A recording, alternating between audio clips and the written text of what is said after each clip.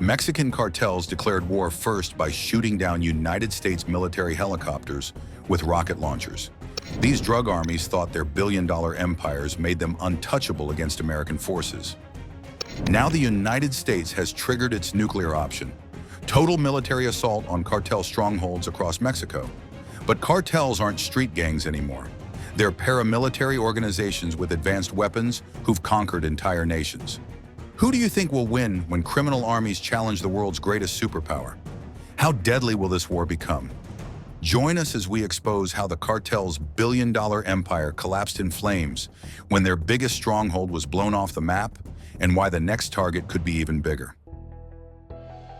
It started with a single rocket-propelled grenade.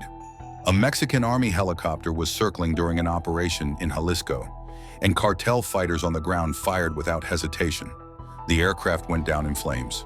For the first time, drug traffickers had scored an air-to-air kill against a government target.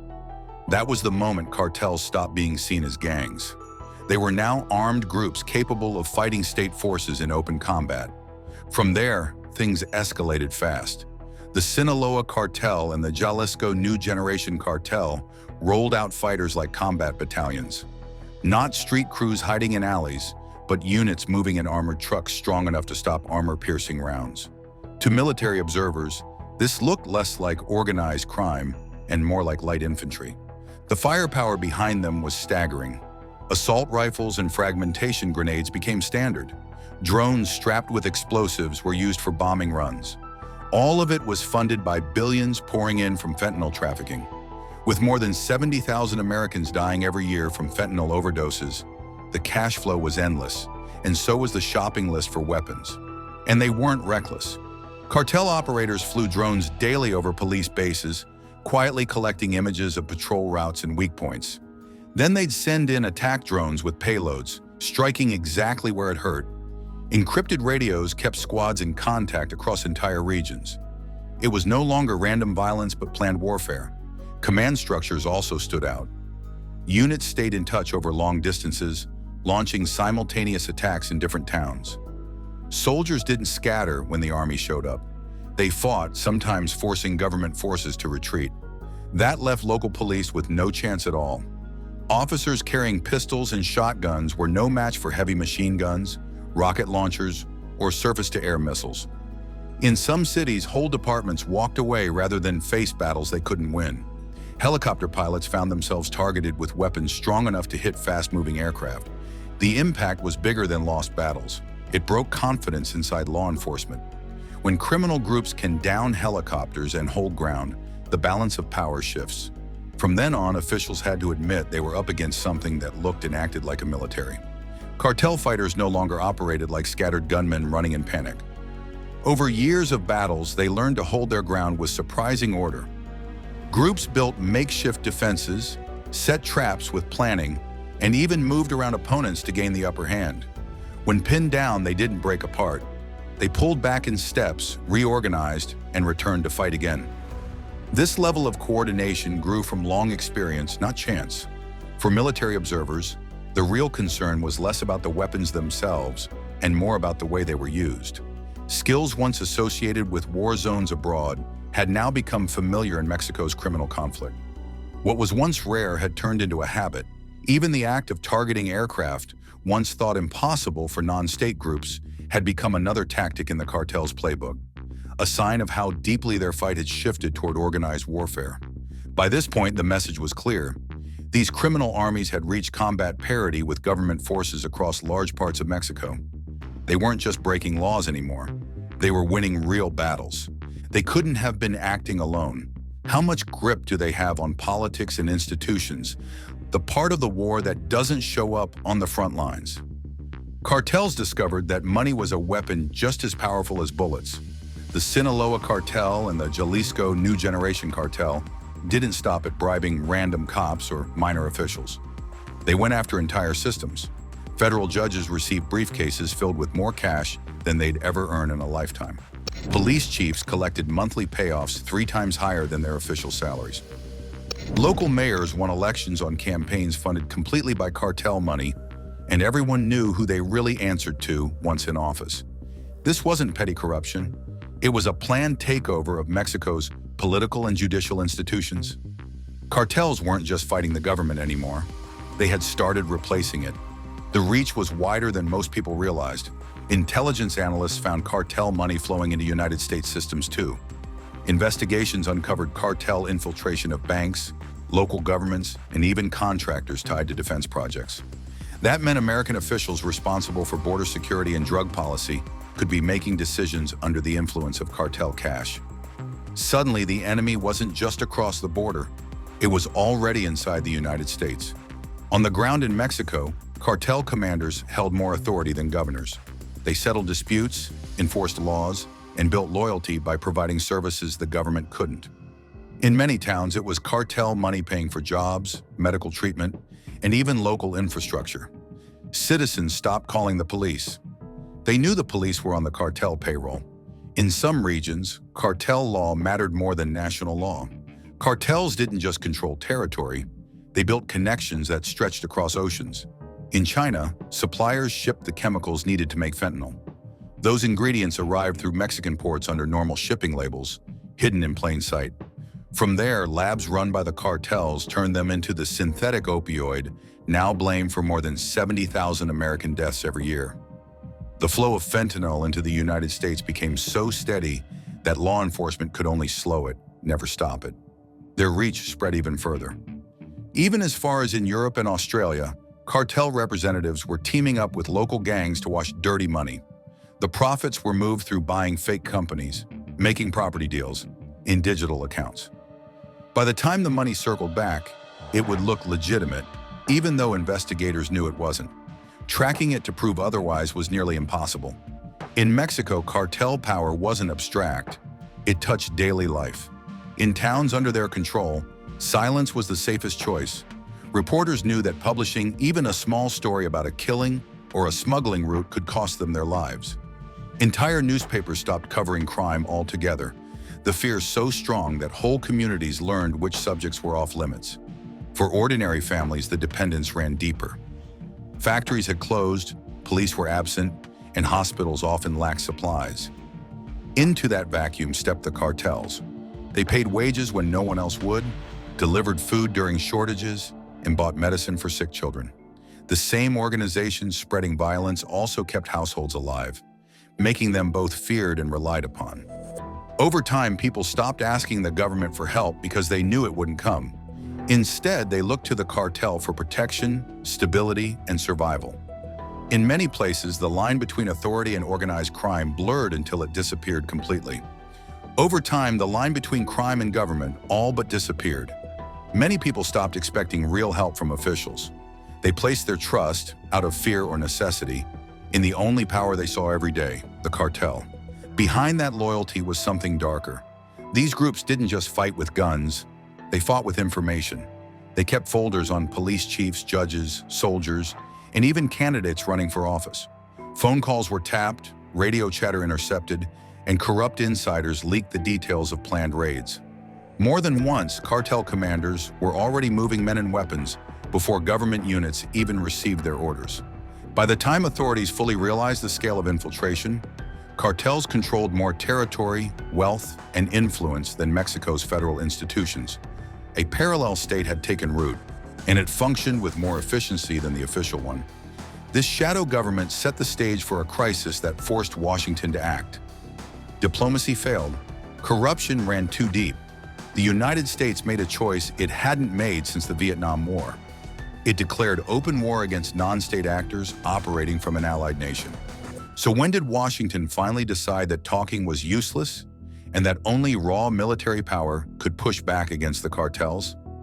Every year, around 70,000 Americans die from cartel drugs. That number meant funerals across the country and morgues filling faster than they could empty. Washington kept trying diplomacy, throwing money and training at Mexico's institutions. None of it mattered. The cartels had already bought or broken most of the people meant to fight them. The day the United States dropped the law enforcement label and called them military enemies was historic. But what pushed them to that point shocked everyone. From that moment forward, cartels were treated like armed groups, not just traffickers. It was the first time America had openly classified criminal organizations as military targets. Why did it come to this? Years of frustration, billions in aid, weapons, and equipment were handed to Mexican forces. Endless talks, endless promises, but corruption ran so deep that the aid often ended up strengthening the cartels instead of stopping them. Fentanyl turned the crisis into something completely different, and the cartels used it in ways even more sinister. Unlike older drugs, fentanyl needed almost nothing to make huge profits. A few grains could kill. Small shipments made detection harder, and the business far more deadly. And then came the border trick. Cartel operatives slipped into migrant flows, hiding among families looking for safety. While United States officers struggled to process thousands of people, traffickers slid through carrying the chemicals that fueled America's overdose epidemic. The smuggling networks tied to human trafficking were worse still, and they forced the United States to rethink everything about its border policy. Migrants often found themselves chained to impossible debts. Once inside the United States, many were pushed into labor, criminal work, or prostitution. The same cartels running fentanyl pipelines also controlled forced labor, sex trafficking, and extortion rings inside major American cities. Every attempt to seal the border met with a countermove. Barriers, tunnels went under, surveillance. Cartels shifted routes into desert terrain that required specialized guides and equipment. These weren't back alley hustlers anymore. Their smuggling systems looked more like military supply chains. Some tunnels stretched for miles, complete with lights, ventilation, and even rail tracks to move tons of cargo at speed. Trucks rolling across checkpoints carried hidden compartments designed so well that they fooled inspectors again and again. By the time analysts pieced it all together, the conclusion was unavoidable. The cartels weren't just trafficking organizations. They operated like occupying forces with their own command chains and territories inside the United States. When diplomacy and border security failed, Washington pulled the last lever left, direct military force. But the cartels, drunk on power, were about to make a mistake that ripped their empire apart. The United States finally said enough. Cartels had killed more Americans annually than many nation-states ever managed in war. From Washington's view, the cartels had already declared war. They thought they were untouchable. They controlled Mexico, had deep roots in United States cities, and mountains of cash. But just as the United States prepared for a fight unlike any in modern history, the cartel empire began to crumble from the inside. Taking down one leader should have weakened the cartels. Instead, it lit the fuse on a brutal civil war that produced new rivals, each more dangerous than the last. How is that one arrest spiraling into a conflict that reshaped Mexico's underworld? When Joaquin El Chapo Guzman was captured, Mexican and American officials described it as a turning point. They believed the fall of the Sinaloa cartel's figurehead would weaken the group. What actually followed was years of infighting and one of the most violent periods in Mexico's recent history. The cartel didn't collapse all at once.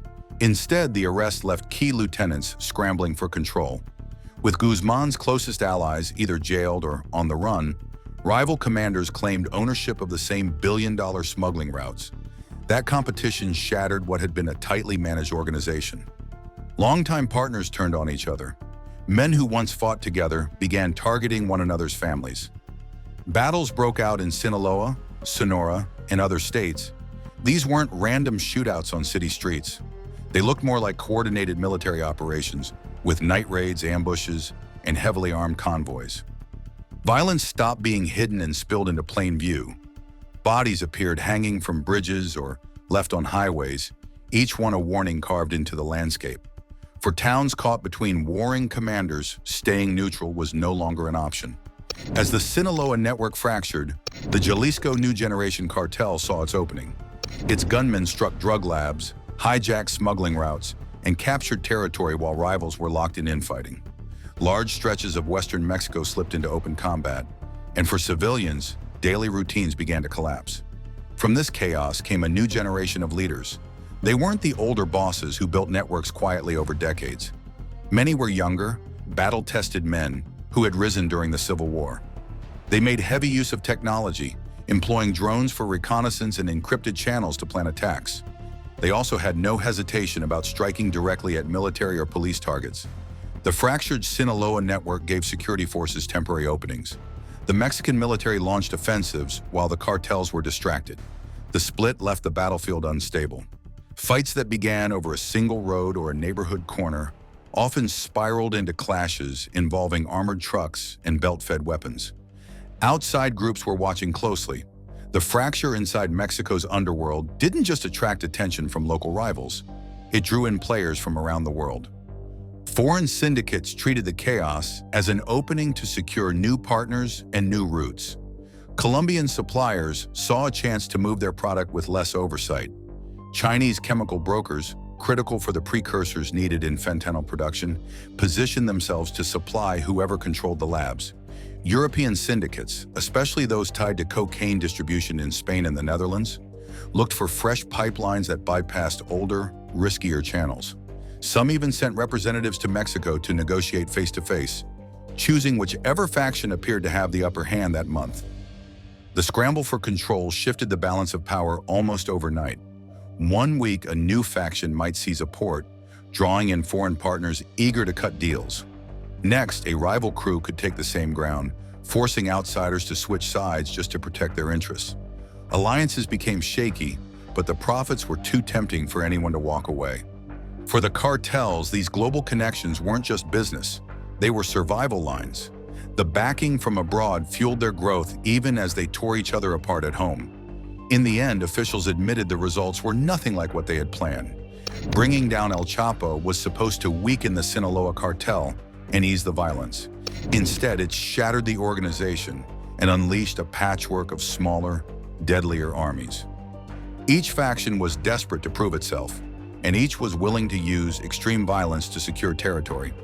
The men who survived the conflict carried their battlefield experience into everyday operations: kidnapping, extortion, fuel theft, and assassinations. They applied the tactics of war to business as usual, leaving Mexican authorities with a problem far more complex than the one they started with. The attempt to remove a kingpin had not dismantled the system. It had multiplied it.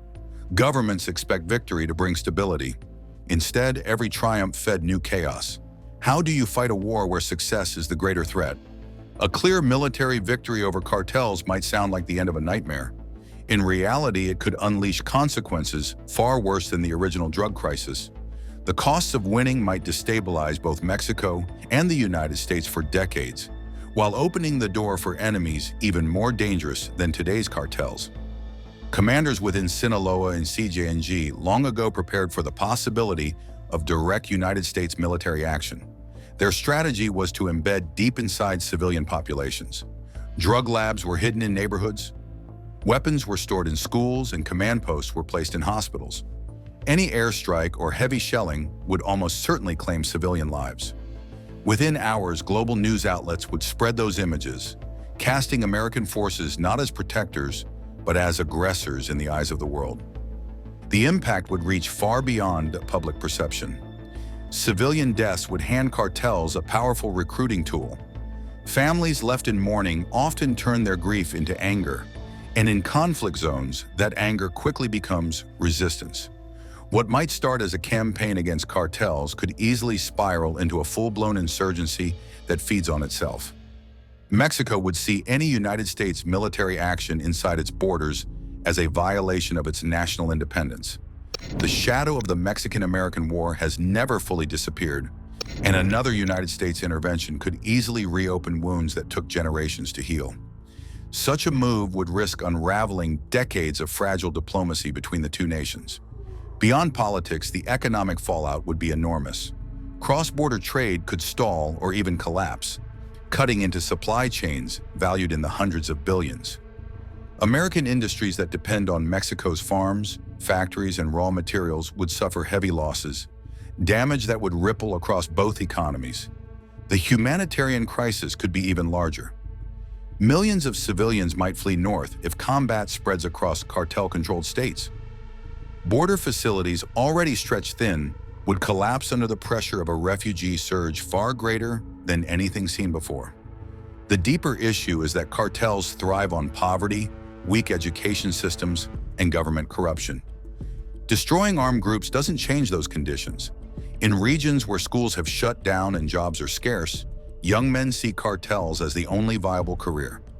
Judges, prosecutors, and police, often compromised by bribes or intimidation, make sure many captured leaders return to the streets. Even in a best-case military campaign, victory could leave dangerous vacuums. Rival organizations would move in to claim abandoned territory.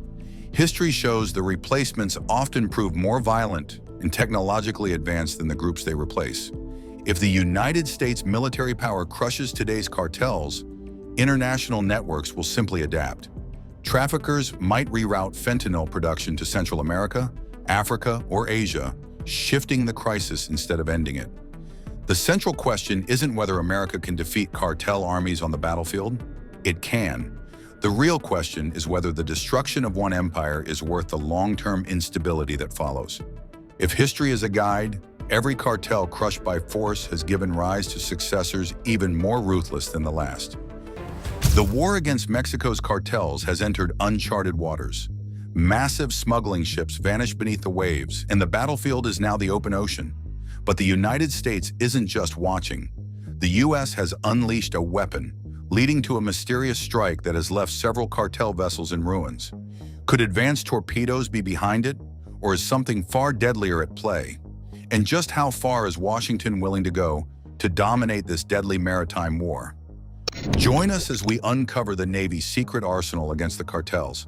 Since early September, U.S. warships and aircraft have been striking fast boats believed to be smuggling drugs along the South American coast.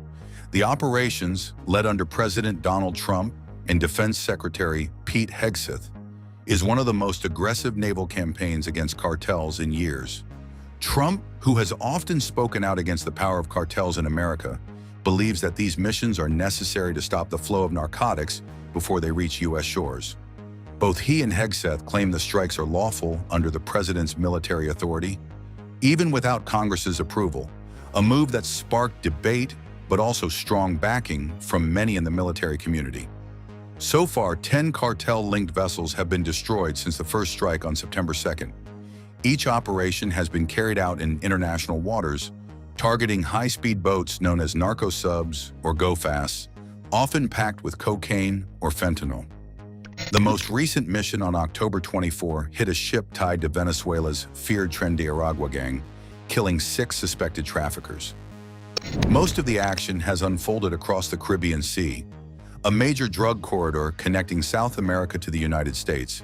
But the campaign has now expanded westward, with 2 confirmed strikes in the Eastern Pacific, an area long used by Colombian cartels to move massive shipments north. The first hit was when U.S. forces, following the president's direct order, targeted a vessel linked to a terrorist-designated group known for drug trafficking. The strike, carried out in international waters, destroyed the boat instantly, killing 2 suspected traffickers on board. A video released by Hegseth showed the dramatic moment, a missile slicing through the sky, hitting a small blue boat racing across the waves before it exploded into flames. Just hours later, Hegseth announced a second operation in the same region. This time, another vessel was struck, leaving 3 more suspected smugglers dead. According to U.S. intelligence, the boat was moving along a known drug route and carrying illegal narcotics bound for Central America. These back-to-back strikes mark the opening of a new front in Trump's maritime war on cartels, one that now stretches from the Caribbean deep into the Pacific. It's a campaign that blurs the line between counter-narcotics and warfare, using precision weapons once aimed at enemy combatants against drug traffickers instead. Supporters call it decisive action against a growing threat. Critics, however, question whether such kinetic strikes on non-state actors in international waters cross legal boundaries. But for the Trump administration, the message is clear. The ocean is no longer a safe haven for the cartels, and the U.S. Navy is ready to hunt wherever the tide takes them. A recent strike has also sparked debate about how the Navy ends high-risk encounters without losing its own. Eyewitness clips and unnamed reports suggested a drone or a helicopter was involved, but people inside the defense world who have seen the footage think a laser-guided Hellfire missile did the job. That weapon hits from a long distance and homes in on a painted target, which explains the clean result. 11 hostile fighters killed and no American losses. That outcome is the goal of every patrol. Stop a threat quickly and bring everyone home. There is a cost for that clarity. In fiscal year 2021, a single Hellfire ran roughly $150,000. That is serious money, but it also buys precision that lowers risk to sailors and Marines. Still, commanders often weigh cost against risk in available alternatives. However, there are 3 different ways a Navy ship might stop a small, fast boat carrying unlawful cargo and dangerous people. These are not instructions, just a look at tools commanders consider when they must act. First, the forward gun. Many destroyers still carry a 5-inch naval gun on the bow. It is a workhorse that can fire at surface boats, support troops ashore, or help defend against aircraft. Its reach can be farther than some guided missiles, and it fires standard shells that are cheaper than high-end missiles. The Navy is also testing a new guided round called a hypervelocity projectile.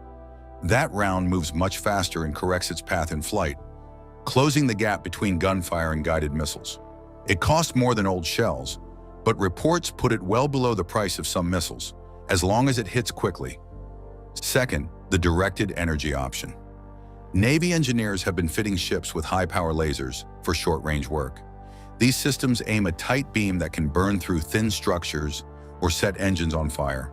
Once installed, a laser uses ship power rather than a fresh missile, which makes each shot far cheaper on paper.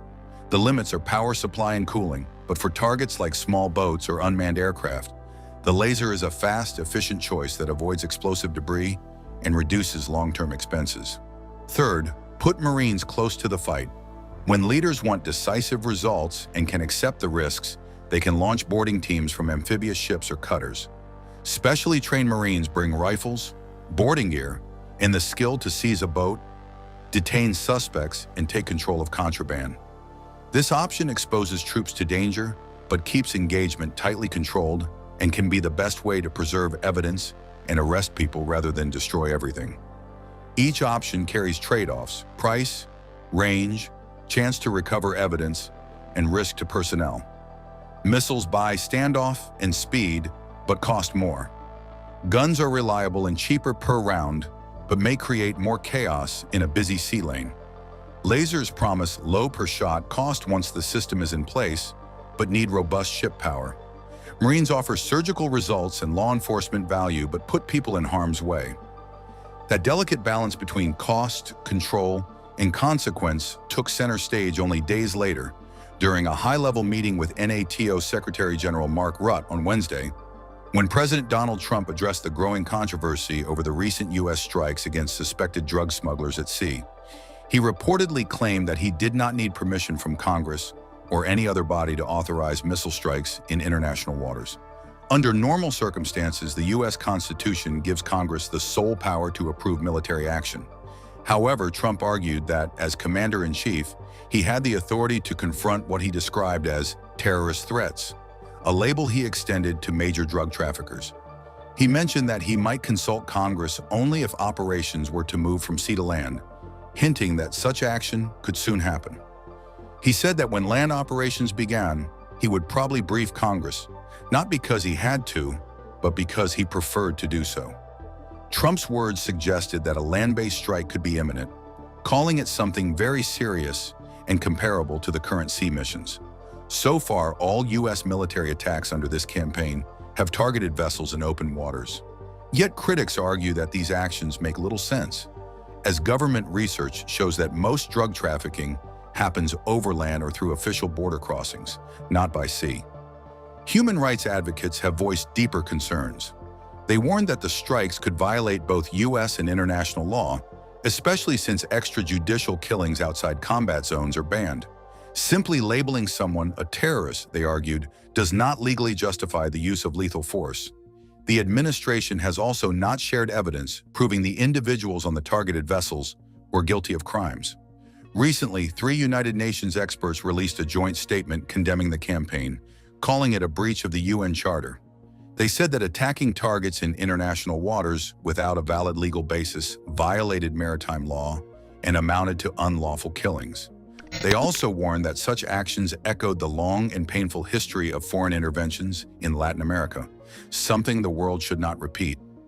Defense Secretary Pete Hegseth, however, doubled down on the administration's stance. He compared drug cartels to terrorist organizations, saying that they were waging war on America just like Al-Qaeda once did. In his written statement, he said that those involved in the drug trade would find no refuge or forgiveness, only justice. But many experts believe the administration's definition of terrorism has been stretched beyond reason. Brian Finucane, a researcher with the International Crisis Group, criticized the move, arguing that there was a vast difference between international terror networks and drug smugglers. He pointed out that there had been no attacks on U.S. soil like the 9th of November, and no declared armed conflict to justify such military measures. To him and others, the campaign looked less like a fight against terrorism and more like the U.S. government taking the law into its own hands. As the debate deepens, one question remains. Is America's new sea war against cartels a bold act of defense, or a dangerous overreach that could reshape how war powers are used in the modern era? Let's recount all the strikes so far.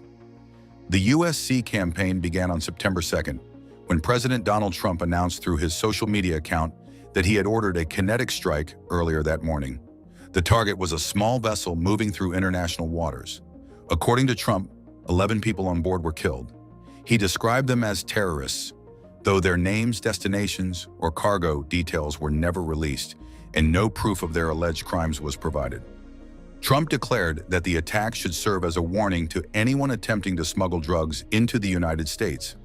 He accused the victims of being tied to Venezuela's Tren de Aragua gang, again, without offering evidence. More attacks soon followed. On September 15, another strike hit a vessel in the Caribbean, killing 3 people. 4 days later, on September 19th, a third strike took place, leaving another 3 dead. The campaign showed no sign of slowing down. By October, the operations had become routine. On October 3rd, Defense Secretary Pete Hegseth announced that a 4th strike had been carried out, killing 4 individuals. Less than 2 weeks later, on October 14th, another attack killed 6 more people. The 6th strike, on October 16th, marked a major shift. The U.S. military reported targeting what it called a submarine believed to be transporting drugs. 2 people were killed in the blast, but 2 others survived. Both survivors were repatriated, one to Ecuador and one to Colombia. Later, Ecuador's government released its citizen, explaining that investigators found no evidence linking him to any crime. Only a day later, on October 17th, another U.S. airstrike hit a separate vessel, killing 3 more. This time, the Trump administration claimed the victims were members of Colombia's National Liberation Army, a long-running rebel faction with ties to drug trafficking. By Tuesday, the campaign had expanded beyond the Caribbean. New reports revealed that the latest airstrikes were conducted near Colombia's Pacific coastline, showing that the conflict had spread across 2 oceans. For U.S. forces, the mission was evolving fast. What started as a single warning strike had turned into a full-blown offensive stretching across the Caribbean and Pacific. But with growing doubts from foreign governments and human rights groups, questions lingered over how far this new kind of war would go, and whether the line between law enforcement and warfare had already been crossed. Now the wave of 9 precision strikes has reignited old hostilities, this time between Washington and 2 powerful voices in South America, Colombia's Gustavo Petro and Venezuela's Nicolas Maduro. At the United Nations, Venezuela's envoy, Samuel Reynaldo Moncada, stood before the Security Council, pleading for the bombings to stop. He warned that the world was watching the edge of an international crime unfold. His words may have echoed through the chamber, but on the water, the U.S. Navy and Venezuelan forces were already circling each other in a tense military buildup stretching across the Caribbean Sea. The clash between Donald Trump and Nicolas Maduro isn't new. It's a rivalry that's been brewing for years. Back in Trump's first term, he unleashed what he called a campaign of maximum pressure on the Venezuelan leader, aiming to weaken his hold on power. The plan didn't end there. When Trump returned to the White House for a second term, he doubled down. This time, he raised the bounty on Maduro's arrest to $50 million, a clear sign that diplomacy had taken a back seat to direct confrontation. Soon after, Trump gave the green light for the CIA to launch secret missions inside Venezuela. Covert operations, intelligence gathering, and special tactics became part of a quiet but dangerous game. While no one in Washington would speak openly about the missions, their presence was felt from Caracas to the Caribbean coast. Maduro, meanwhile, became more than just an adversary. He became a political weapon in Trump's larger agenda. The American president often pointed to the Venezuelan leader as proof of why he needed broader executive powers. When pushing his mass deportation campaign under the old wartime Alien Enemies Act, Trump justified it by naming Maduro as a national security threat. Then came an explosive accusation. Trump and his top advisors claimed that Maduro had orchestrated a secret invasion of the United States through the Venezuelan criminal network known as Tren de Aragua. The group, notorious for smuggling and violence across Latin America, suddenly became a centerpiece of Trump's speeches and campaign rallies. But the story started to unravel. U.S. intelligence reports later painted a different picture. A recently declassified memo from the Office of the Director of National Intelligence, released in May, revealed there was no solid proof linking Maduro to the gang's operations. In short, the claims didn't match the evidence. Still, inside the halls of power, the momentum had already shifted. With U.S. bombers flying low over the Caribbean and tensions crackling across the region, one thing was clear. The standoff between Trump and Maduro was far from over. Each move, each strike, and each speech was adding fuel to a fire that could easily spread beyond Venezuela's borders. For now, the world watches and waits as the Caribbean turns into the latest front line of political power, covert warfare, and the age-old struggle for control in the Western Hemisphere. But while ships and strategies clash at sea, another battle is unfolding on land, this time in the political arena. Tensions have flared again between former U.S. President Donald Trump and Colombia's President Gustavo Petro, turning what began as a policy disagreement into a heated war of words. Trump, known for his tough talk on crime and drugs, accused Petro of letting narcotics pour freely out of Colombia, long known as the world's top coca producer. He didn't hold back, calling Petro a thug and warning that the United States might take serious action if things don't change. According to Trump, Petro's leadership has turned Colombia into what he called a death trap. The sharp warning came during one of Trump's public appearances, where he made it clear that his patience was wearing thin. Petro, never one to stay silent, fired back almost immediately on X, the platform once known as Twitter. He threatened to sue Trump in a U.S. court, accusing him of slander and defamation. In his response, Petro declared that he stood firmly against genocide and the use of power for murder in the Caribbean. His words hinted at a deeper anger over how Washington has handled its military actions in Latin America. To him, Trump's statements weren't just political attacks. They were a challenge to Colombia's dignity. Petro, a former guerrilla fighter who rose to the presidency through left-wing politics, has long been one of Trump's most outspoken critics among global leaders. Their clash isn't new. The two have traded blows before over immigration, deportations, and America's long-running war on drugs. What makes this latest confrontation different is how personal it has become. Trump recently told Congress that drug traffickers should be treated as unlawful combatants, a label usually reserved for terrorists. His statement suggests he sees the fight against cartels as a form of warfare, one that could justify aggressive U.S. military action. Petro, on the other hand, has argued that this approach only creates more casualties among innocent civilians. He pointed to the death of a Colombian fisherman named Alejandro Carranza, who he said had no links to drug trafficking. Petro claimed that Carranza was killed during an American bombing raid in Colombian waters, an operation meant to target smuggling routes. His only crime was fishing, Petro wrote online, using the man's story to criticize what he calls the reckless nature of U.S. strikes. That accusation was followed by an even stronger one. Petro accused the U.S. government of murder and of violating Colombia's sovereignty. For him, the issue isn't just about drugs, it's about respect and national pride. What's unfolding between Trump and Petro is more than a political argument. It's a new chapter in the decades-long debate over how far the U.S. should go in its war on drugs, and how much power smaller nations have to push back. Both men see themselves as defenders of their countries, but their versions of justice couldn't be more different. Also, experts on U.S.-Mexico relations have warned that the Trump administration's reported plans for military operations against cartels in Mexico could be seen as an act of aggression with dangerous consequences. They believe it also shows a misunderstanding of how these groups actually operate. Without Mexico's consent, such action would violate international law. While the U.S. might claim self-defense, this right only applies to direct armed attacks, not to crimes by non-state groups like drug cartels. Somewhere deep in the Mexican jungle, a drug lab the size of a small town was cranking out drugs that were killing Americans every single day. This wasn't some backyard operation.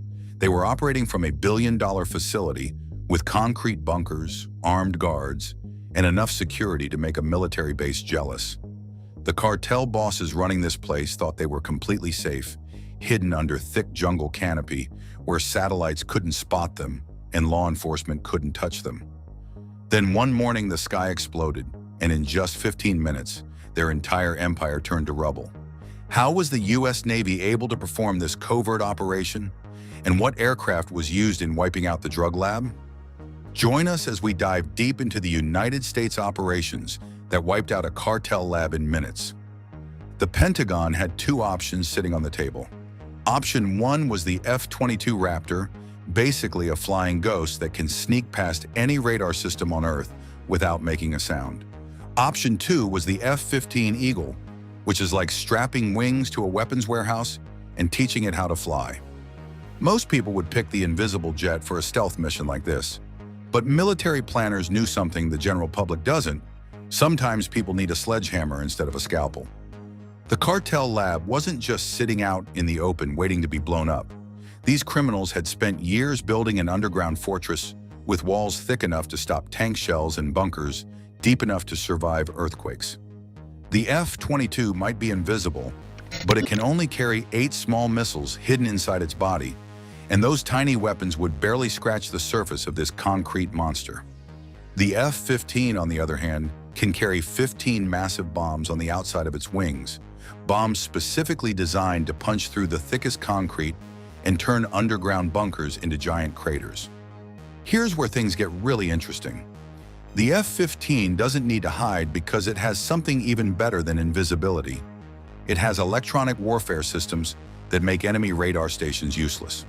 While the cartel's detection systems were trying to figure out what was happening, the Eagle was jamming their communications, creating fake targets all over their screens, and automatically shooting down any missiles they tried to fire back.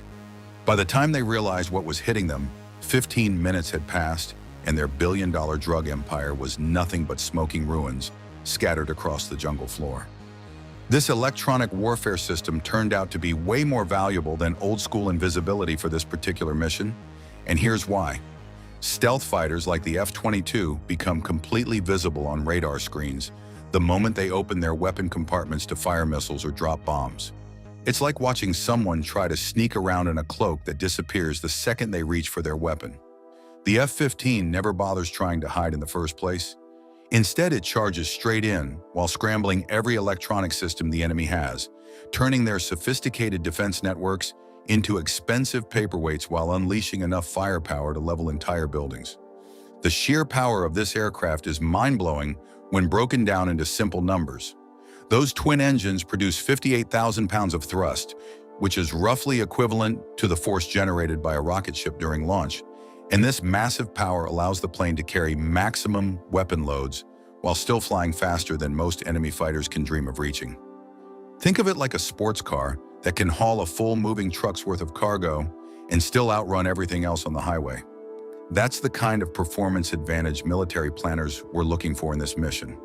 Distance became the final nail in the coffin for the stealth option, because this jungle laboratory was sitting hundreds of miles away from the nearest American airbase, requiring the attack aircraft to fly deep into hostile territory, destroy multiple targets spread across acres of jungle, and make it back home safely without running out of fuel. The F-15's massive fuel tanks and efficient engines provided the endurance needed for this kind of extended combat operation, while the F-22 would have been pushing its range limits just getting to the target area, let alone having enough fuel left for combat maneuvers and the return trip. This drug manufacturing fortress had been pumping out drugs for 3 straight years without anyone finding it, and traditional law enforcement agencies had completely struck out trying to locate the place using normal investigation methods. The military knew they needed something way more powerful than regular detective work, so they sent up the U-2 Dragon Lady, a spy plane that never actually crosses into Mexican airspace because international law forbids that kind of violation. The major breakthrough came from thermal imaging technology that detected something generating massive amounts of heat energy deep under the forest canopy where nothing should be producing that kind of industrial-level temperature signature. Infrared sensors picked up the glow of heavy machinery and chemical processing equipment hidden beneath layers of trees, since cooking drugs requires extremely high temperatures that create a heat footprint visible from space. Ground surveillance teams moved in to confirm what the satellites suspected, with special operations soldiers disguising themselves as hikers and scientific researchers while approaching the target area from multiple directions, planting tiny sensors that could detect chemical odors carried by jungle winds and electronic listening devices that picked up the sound of generators and ventilation systems. The cartel bosses had no clue that American intelligence agencies had spent 6 full months dissecting every single detail of their operation, like scientists studying bacteria under a microscope. Intelligence analysts knew exactly when lab technicians showed up for work, tracked every chemical delivery truck right down to individual shipments of precursor materials, and surveillance teams had counted security guards while documenting their exact patrol patterns hour by hour. The final breakthrough came when the National Security Agency intercepted communications from cartel leaders who thought their encrypted phones were completely secure, not realizing that American computers could crack their supposedly unbreakable codes within a matter of hours. Every phone conversation these criminals had provided military planners with more precise intelligence about the facility's exact location, defensive measures, and daily operations until they possessed what amounted to complete architectural blueprints of the hidden complex. By October, American intelligence knew which specific buildings housed the actual drug cooking equipment, identified the main chemical storage areas that would create the biggest explosions, and most importantly, had precise global positioning system coordinates for every single structure that needed to be turned into rubble. The hunt phase was officially over, since America's invisible electronic eyes had found their target. But now came the much harder challenge of turning all this intelligence into actual military action. The Oval Office meeting that changed everything lasted 3 intense hours, with President Trump sitting behind the historic Resolute desk, surrounded by his entire national security team, while satellite photographs of the cartel laboratory covered the conference table like pieces of a deadly puzzle. The defense secretary briefed him on various strike options, ranging from surgical precision attacks to complete facility destruction. The Central Intelligence Agency director explained the intelligence breakthrough that had made this opportunity possible, and the Attorney General outlined the complex legal framework needed to authorize military action against what was technically a law enforcement target rather than a traditional military enemy. Trump's decision was absolutely historic in scope and would fundamentally change how America fights the drug war forever. With a single presidential signature, he officially redesignated Mexican cartels as foreign terrorist organizations, meaning the Sinaloa Cartel and Jalisco New Generation Cartel suddenly faced the exact same legal status as the Islamic State of Iraq and Syria and al-Qaeda terrorist networks. This wasn't just paperwork or political posturing. This was a formal declaration that unlocked America's full military arsenal against criminal organizations operating across the southern border, creating terrifying new legal realities where anyone providing material support to these groups now faces 20 years in federal prison, with support definitions stretching far beyond drug trafficking to include paying protection money, transporting goods through cartel territory, or even family members sending money home to relatives in cartel-controlled areas. The entire situation created a massive legal nightmare because this cartel laboratory was sitting squarely on Mexican soil, meaning any American military strike would completely violate international law without getting official permission from Mexico City first. Traditional diplomatic negotiations would drag on for months while Americans kept dying from fentanyl overdoses every single day. So Trump decided to skip the slow diplomatic dance and go straight for Mexico's economic jugular instead. The ultimatum hit Mexican officials like a sledgehammer on a cold January morning when it arrived through diplomatic channels, giving Mexico until February to completely crush the cartels or face devastating 25% tariffs on all imports that would put $400 billion in annual trade at serious risk. President Claudia Sheinbaum found herself staring at an absolutely impossible choice during her emergency cabinet meeting, with her foreign minister spreading satellite photographs across the conference table that showed American military assets gathering along the border like storm clouds. Predator drones had quietly relocated to forward operating bases in Texas and Arizona, making it crystal clear that this threat wasn't just about economics. This was about Mexico's very survival as an independent nation. The message from Washington was brutally simple: deliver real results against the cartels, or watch Mexico's entire economy get crushed under the weight of American economic warfare. While Sheinbaum publicly denounced American threats and maintained Mexico's proud stance of independence, her intelligence chief was secretly authorizing expanded cooperation with Central Intelligence Agency surveillance operations, creating a stark contradiction that was both deliberate and dangerous. Mexican officials desperately hoped this delicate balancing act would prevent unilateral American military strikes while still preserving their national dignity on the world stage. But then came the most unprecedented gambit in the entire drug war. Mexico loaded 29 high-profile drug lords onto planes headed for 8 different American cities in what amounted to the most desperate diplomatic move in decades, including Rafael Caro Quintero, whose brutal 1985 assault of Drug Enforcement Administration agent Enrique Camarena had poisoned relations between both countries for generations. This mass extradition was completely unprecedented, since Mexico typically hands over prisoners one at a time after lengthy legal battles that can drag on for years. But shipping 29 major cartel leaders to America all at once sent a clear signal that Mexico was absolutely terrified of facing economic punishment.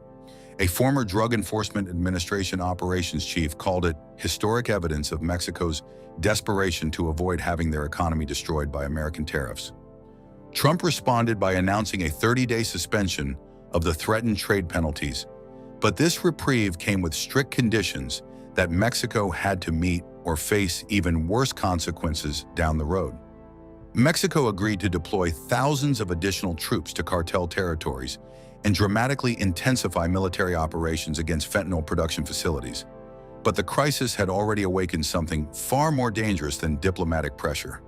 Deep in the Mexican jungle, American surveillance technology had painted the target with invisible electronic crosshairs, and while diplomatic negotiations had bought some precious time, the cartel laboratory kept cooking deadly chemicals while Pentagon war planners prepared for their ultimate test of military precision.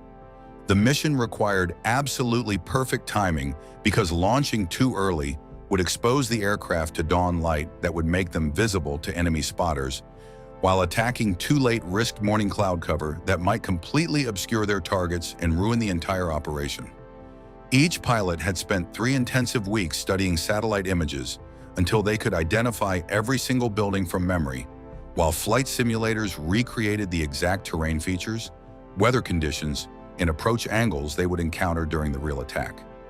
These aviators practiced the attack run dozens of times until muscle memory completely took over their responses, knowing there would be absolutely no second chances once they crossed into Mexican airspace, and the Pentagon chose GBU-39 small-diameter bombs for their surgical precision and ability to minimize collateral damage to surrounding areas.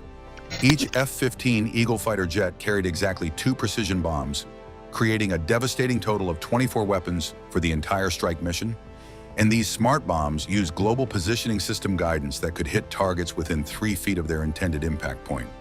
Laser designators provided crucial backup targeting systems in case satellite signals got jammed or disrupted during the attack, while Pentagon legal teams worked around the clock, preparing thick stacks of justification documents that would explain this military action to Congress and international courts. Military lawyers cited the exact same legal frameworks America had used for terrorist camp strikes in Pakistan and Yemen, pointing to the cartel's new terrorist designation as providing clear legal authority for cross-border military action.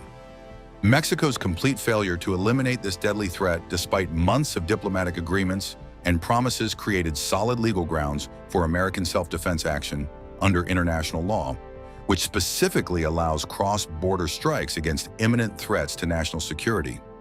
Pentagon mission planners faced absolutely impossible constraints because the strike had to completely destroy the laboratory while avoiding any civilian casualties that could create an international incident. And intelligence reports showed the facility operated with a skeleton crew during pre-dawn hours when most workers went home to sleep. Timing the attack for exactly 4 in the morning would minimize any potential loss of life while maximizing the destruction of expensive equipment and dangerous chemical stockpiles that could kill millions of Americans. Weather conditions added another critical variable that could make or break the entire mission, since monsoon season brought heavy cloud cover that could completely hide the target from laser-guided weapon systems. Satellite weather forecasts showed an extremely narrow window of clear skies lasting only 2 hours, meaning the strike had to happen within that tight time frame, or military planners would have to wait another full week for favorable weather conditions.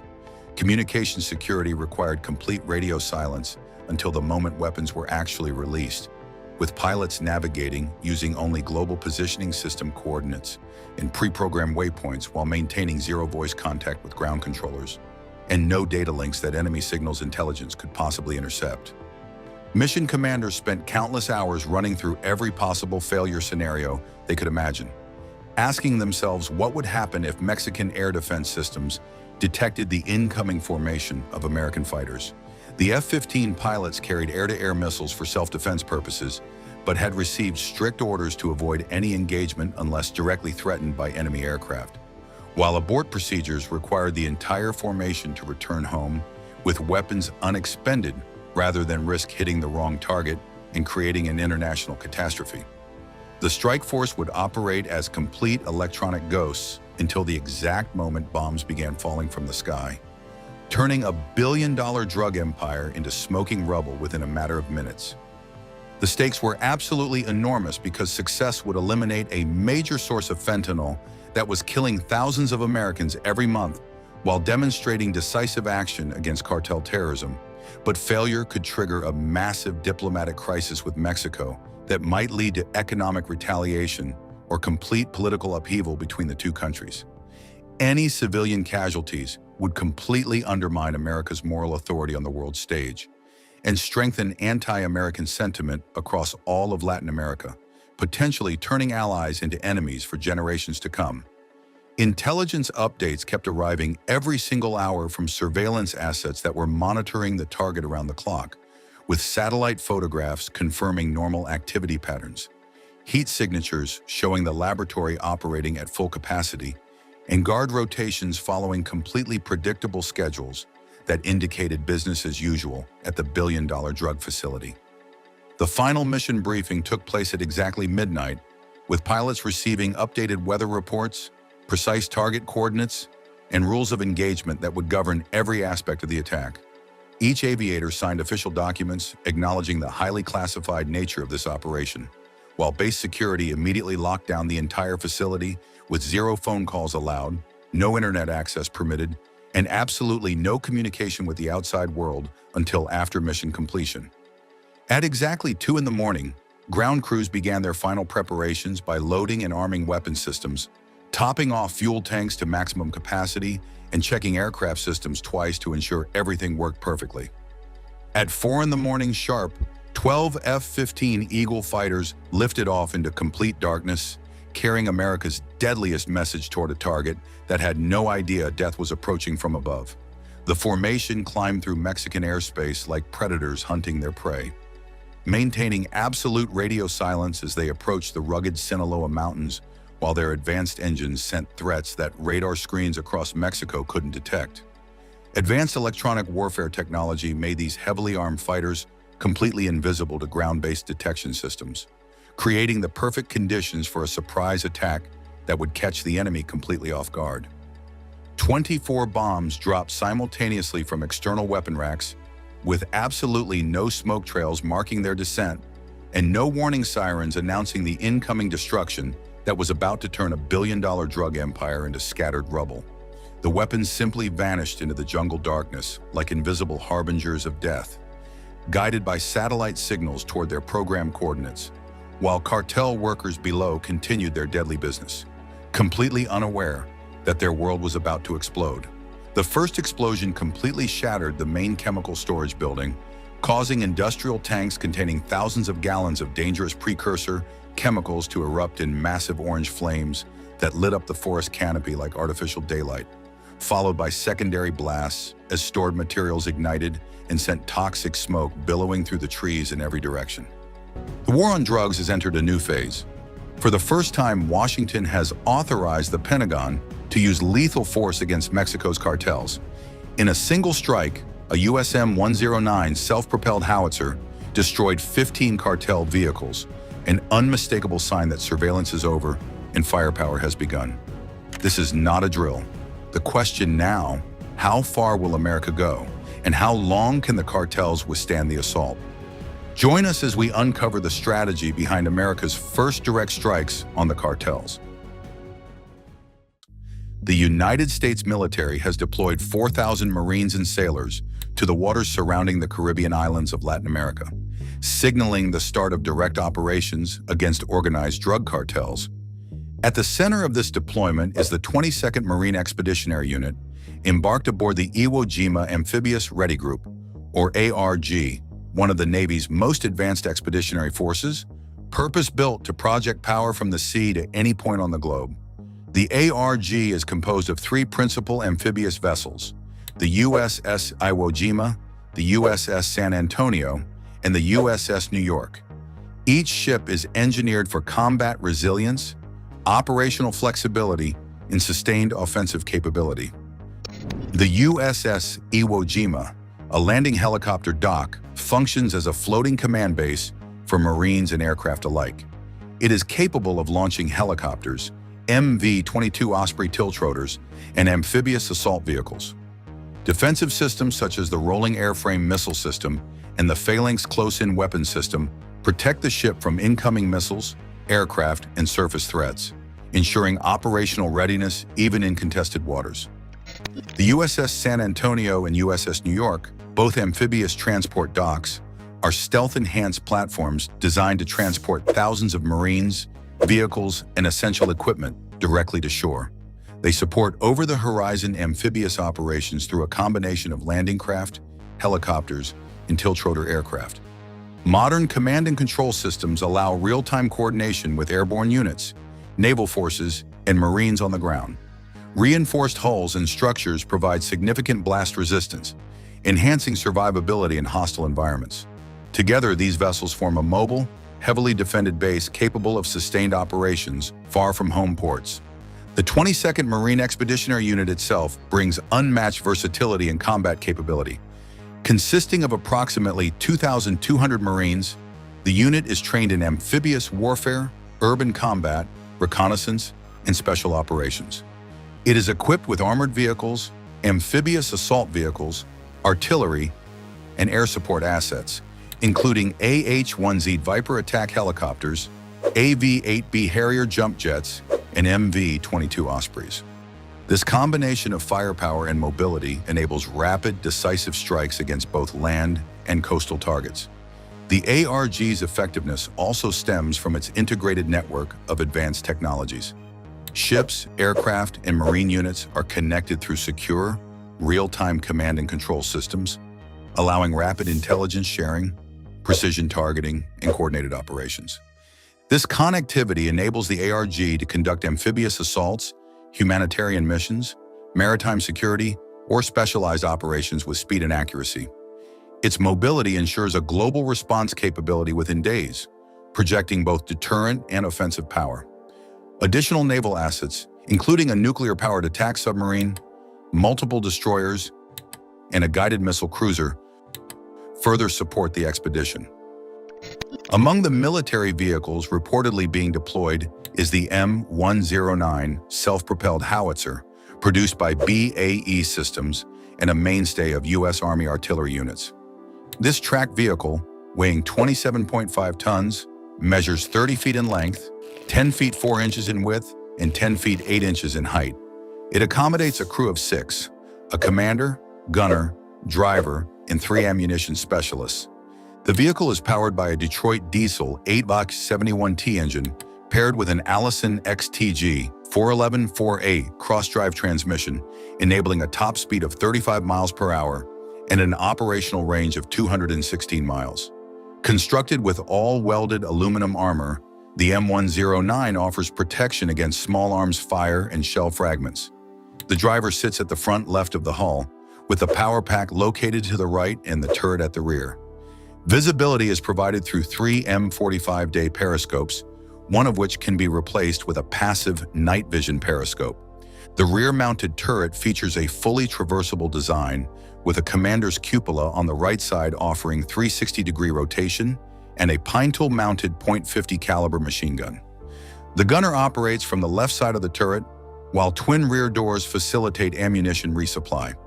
A manually lowered spade at the rear of the hull stabilizes the vehicle when firing top charges, ensuring precision during artillery operations. The M109 also employs a torsion bar suspension system on each side, supported by 7 dual rubber-tired road wheels. The drive sprocket is positioned at the front, with the idler at the rear, and there are no track return rollers. Its tracks are of a single-pin, center guide design, featuring replaceable rubber pads to enhance mobility over varied terrain. Equipped with night vision capabilities, the M109 does not protect against nuclear, biological, or chemical threats. However, the vehicle can be adapted for amphibious operations with a kit of 9 airbags, 4 along each hull side and 1 at the front. Once inflated, these allow the vehicle to propel itself across rivers at speeds up to 4 miles per hour using its tracks. The primary armament consists of a 155mm M126 howitzer mounted in an M127 assembly, complete with a fume extractor and a large muzzle brake. Its effective firing range extends to 10 miles, with a maximum rate of fire of 6 rounds per minute and a sustained rate of 3 rounds per minute. The recoil system is hydro-pneumatic, while the Welland-step thread breech block ensures secure operation. Hydraulic systems control gun elevation, depression, and turret traverse, with manual overrides available for emergencies. Fire control equipment includes the M118C elbow telescope for direct fire, providing 4 times magnification and a 10-degree field of view, the M117 panoramic telescope for indirect fire, and the M1A1 gunner's quadrant. Beyond the hardware, U.S. military officials are preparing to expand operational options in Latin America. Historically, the Navy had to coordinate with the Coast Guard to carry out lethal actions or arrests. Current planning includes multiple kinetic options against drug cartels, ranging from potential missile strikes launched from destroyers to closer collaboration with Mexican authorities to target criminal networks directly. Officials envision the construction of barracks and secure operational bases in Mexico, allowing American Special Operations Forces to conduct precision capture missions against high-value targets. In May, U.S. and Mexican forces conducted a rare raid on 3 major drug laboratories in Sinaloa, seizing fentanyl and chemical precursors, operations performed directly on cartel territory. Despite these measures, U.S. officials acknowledge clear limits under current rules of engagement. As a Washington Post report notes, military strikes remain audacious and potentially unlikely to receive presidential approval, signaling both the ambition and the caution guiding U.S. operations in the region. In recent months, the United States quietly deployed 2 Arleigh Burke-class destroyers to the Gulf of Mexico, a move without precedent in the region's modern naval history. These warships had only recently concluded missions in the Red Sea, where they played a role in countering Houthi attacks. The Arleigh Burke destroyer is one of the most advanced and heavily armed platforms the U.S. Navy has ever produced, combining layered defenses, long-range strike capability, and sophisticated electronic warfare systems. Each ship carries the ANSLQ-32 electronic warfare suite, designed to detect, track, and disrupt enemy radar. Variants such as the SLQ-32V3, V6, and V7 add radar jamming capabilities, giving the destroyer the ability to blind hostile sensors before an attack can be launched. Their firepower is centered on the Mark 41 vertical launching system, with 90 cells on the early versions and 96 cells on later ships. These cells carry a wide range of missiles, making the destroyer more heavily armed than many cruisers that preceded it. The standard missile family provides the primary air defense shield. The SM-2 offers both medium and long-range protection. At the same time, the SM-6 extends engagement ranges beyond the horizon and is capable of targeting both aircraft and warships. Advanced seeker technology allows these missiles to engage multiple targets at once, with minimal reliance on shipboard radar illumination. For land attack, the Arleigh Burkes rely on the Tomahawk cruise missile. The latest Block VA variant has introduced new capabilities. The Block VA, or Maritime Strike Tomahawk, extends the destroyer's ability to engage enemy warships, while the Block VB carries a new multi-effects warhead optimized for hardened or diverse land targets. With up to 96 Tomahawks loaded, a single destroyer can strike infrastructure, bases, or cartel-linked facilities far inland. The deployment of these destroyers positions them within reach of cartel-controlled laboratories and smuggling infrastructure, giving the United States the option to carry out precision strikes at sea or on land if required. Public statements, however, present the mission in different terms. Both Mexican President Andrés Manuel López Obrador and U.S. Ambassador Ronald Johnson have stressed that the operations are framed as cooperative rather than unilateral. Ambassador Johnson wrote on X, "This is not about the United States acting alone. It's about building a joint, unshakable front with Mexico to defend our citizens, dismantle the cartel's networks, and ensure that the only people who need to fear for their future are those who profit from murder, addiction, and chaos." Mexico's President Claudia Sheinbaum responded with equal caution, asserting, "The United States is not sending its military to Mexico. We cooperate, we collaborate, but there will be no invasion. We are ruling this out absolutely." Earlier, in April 2025, the White House sought permission for U.S. troops to cross the Mexican border to assist in combat operations, including the use of lethal force against cartel targets. President Sheinbaum declined the proposal, maintaining sovereignty and operational control.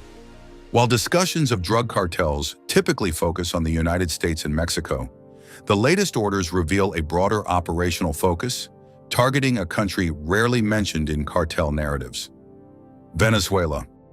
On July 25, 2025, the U.S. government officially designated the Venezuelan cocaine cartel, Deo Sols, as a foreign terrorist organization.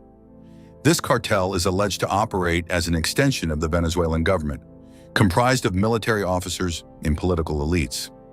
Its origins trace back to the 1990s, when traffickers in Colombia began bribing Venezuelan border guards, evolving into what U.S. authorities now describe as a narco-terrorist enterprise with state-level involvement.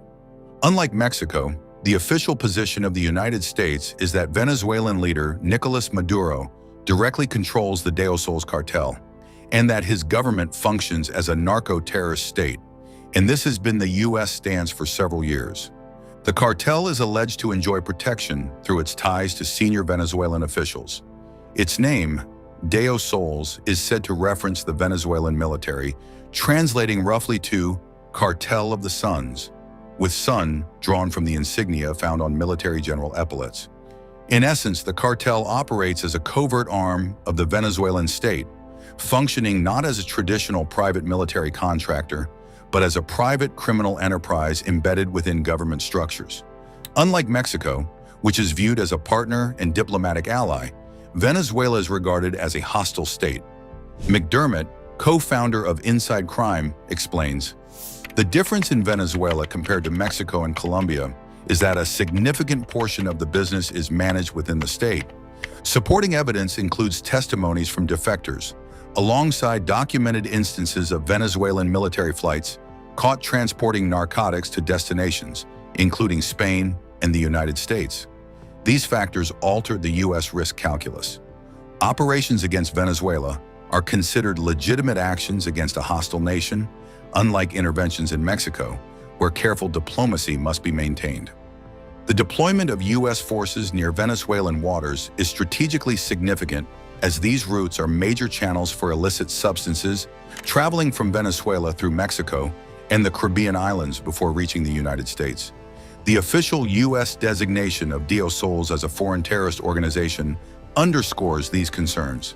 According to the announcement, the cartel has provided material support to both the Arauca Tren and the Sinaloa cartel while operating directly from Venezuela.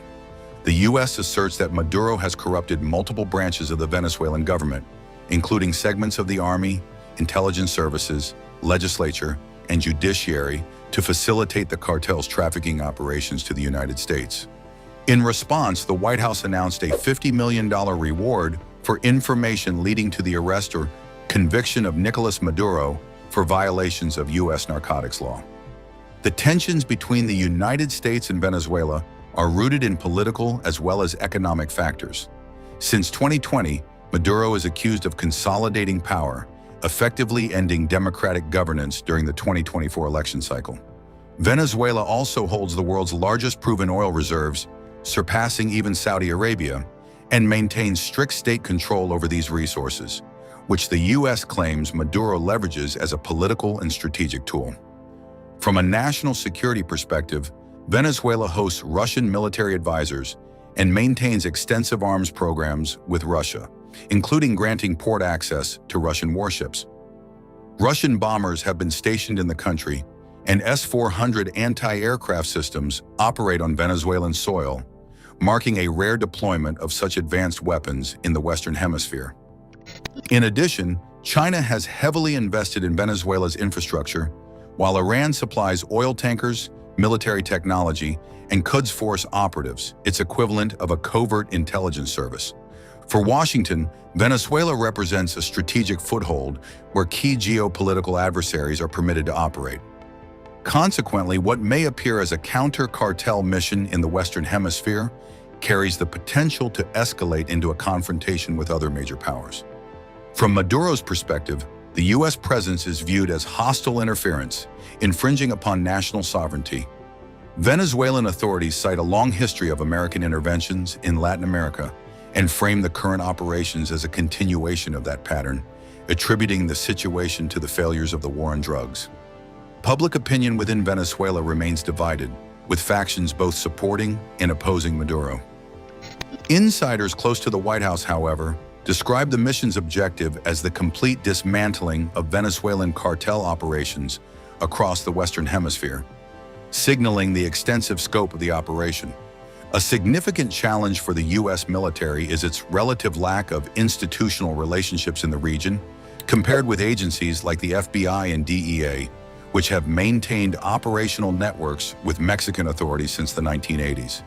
To address this gap, the Pentagon recently established the Joint Service Interagency Advisory Group. This initiative integrates U.S. Special Forces operators with experts from federal agencies, such as the FBI and DEA, leveraging on-the-ground contacts and intelligence networks developed over decades. Direct action missions in Latin America have historical precedent, often serving as cautionary examples. In 2012, the DEA conducted Operation Anvil in Honduras, deploying tactical teams, effectively SUAT-like units, alongside Honduran police for a 90-day mission targeting drug traffickers. The operation, however, included 3 controversial incidents of deadly force that resulted in civilian casualties, provoking international criticism. Subsequent review by the U.S. Department of State concluded that insufficient operational planning and unclear rules of engagement were major factors in the failure. Following the operation, the DEA tactical teams were ordered to withdraw and were ultimately disbanded. The current campaign extends far beyond operations abroad. On the U.S. side of the border, the Department of Defense has designated nearly 1/3 of the southern border as national defense areas. These zones empower U.S. troops to detain individuals crossing illegally, circumventing traditional restrictions on military involvement in law enforcement. Roughly 1/3 of the U.S.-Mexico border is now under militarized control. Over 7,000 troops patrol hundreds of miles across Texas, New Mexico, and soon Arizona, supported by more than 50 Stryker armored vehicles operating in the desert borderlands. To date, Over 1,400 migrants have been charged with trespassing on military-controlled land. These measures have disrupted the flow of drugs and migrants into the United States. The crackdown has cut cartel funding streams, and high-profile arrests of top cartel leaders in Mexico have sparked a violent internal conflict, forcing some cartels to merge in an effort to survive. Parallel to this militarization is Operation at Large, the largest coordinated interior enforcement effort since the 1940s. It involves more than 5,000 federal law enforcement personnel, including 3,000 ICE agents, 1,800 members of Homeland Security, and additional personnel from the Justice Department, U.S. Marshals, and Border Protection. The operation reportedly includes requests for up to 20,000 National Guard troops to support ICE activities, marking the most extensive federal deployment in the interior of the country in modern history. Admiral Halsey, who assumed command of U.S. forces in Central and South America in November 2024, recently outlined his strategy to Congress.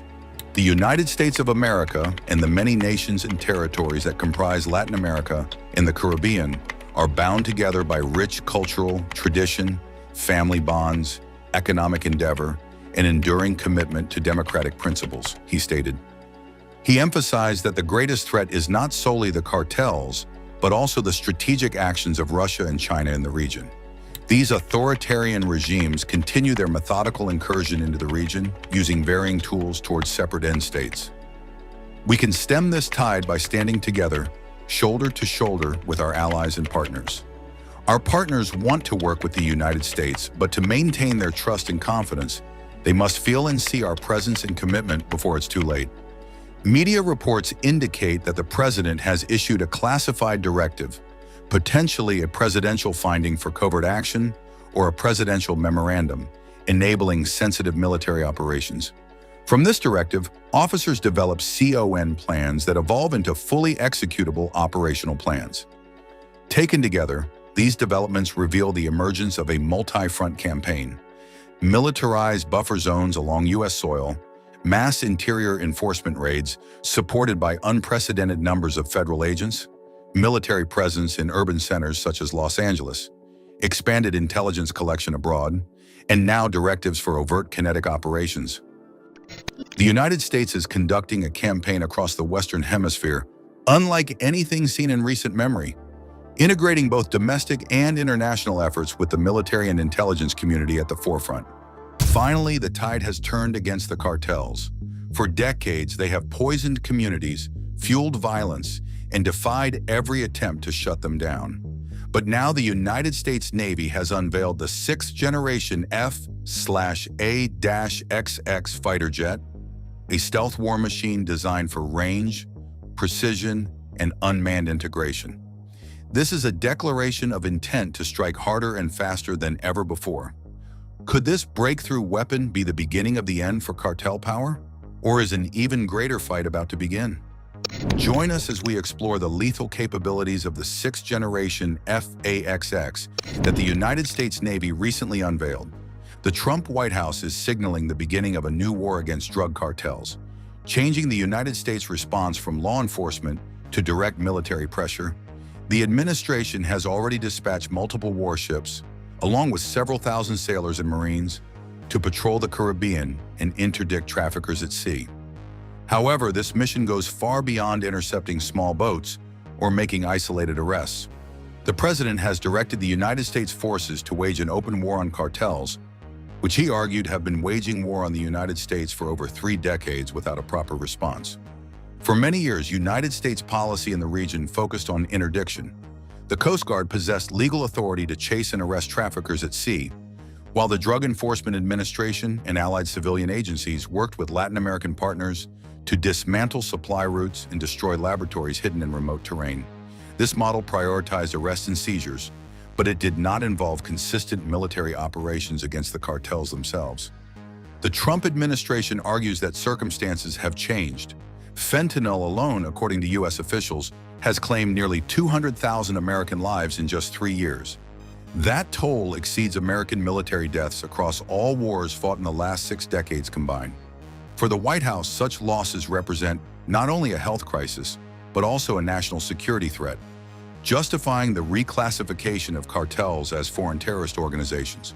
For years, Mexican cartels have escalated their firepower, turning their operations into a dangerous arms race. Their arsenals no longer consist of simple firearms. Today they boast grenade launchers, drones modified to drop explosives, and heavily fortified monster trucks fitted with steel plating and machine gun turrets. These vehicles look more like battlefield machines than tools of organized crime. A newer and more troubling development, however, is the spread of improvised landmines.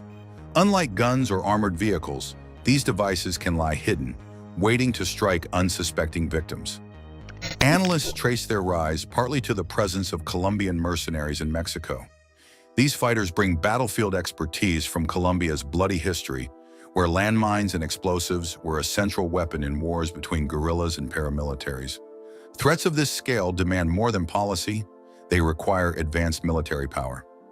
That's why the Navy is shaping its future around the F/A-XX, a next-generation strike fighter designed to fly seamlessly with unmanned systems, combining stealth with cooperative technology.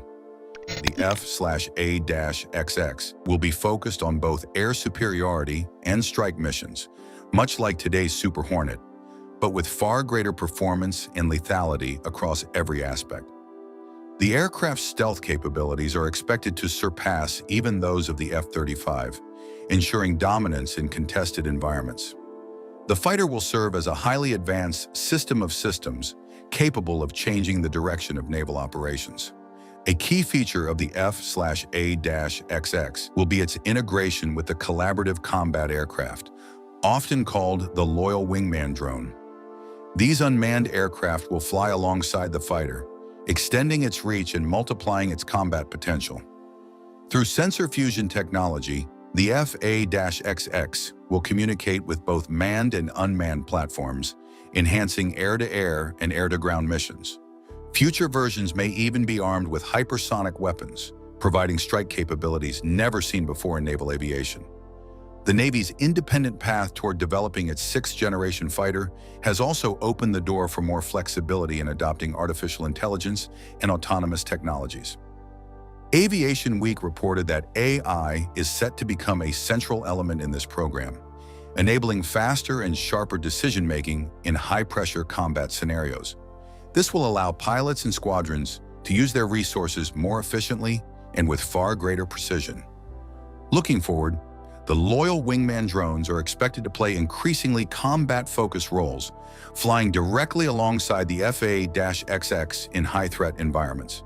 These early tests and successes are only the beginning, but they already show how a mixture of stealth, autonomy, and teamwork between manned and unmanned systems will define the Navy's next era of air superiority. The Tailhook Symposium 2025 provided a dramatic stage to showcase this future, with the spotlight firmly on the Navy's next-generation strike fighter program.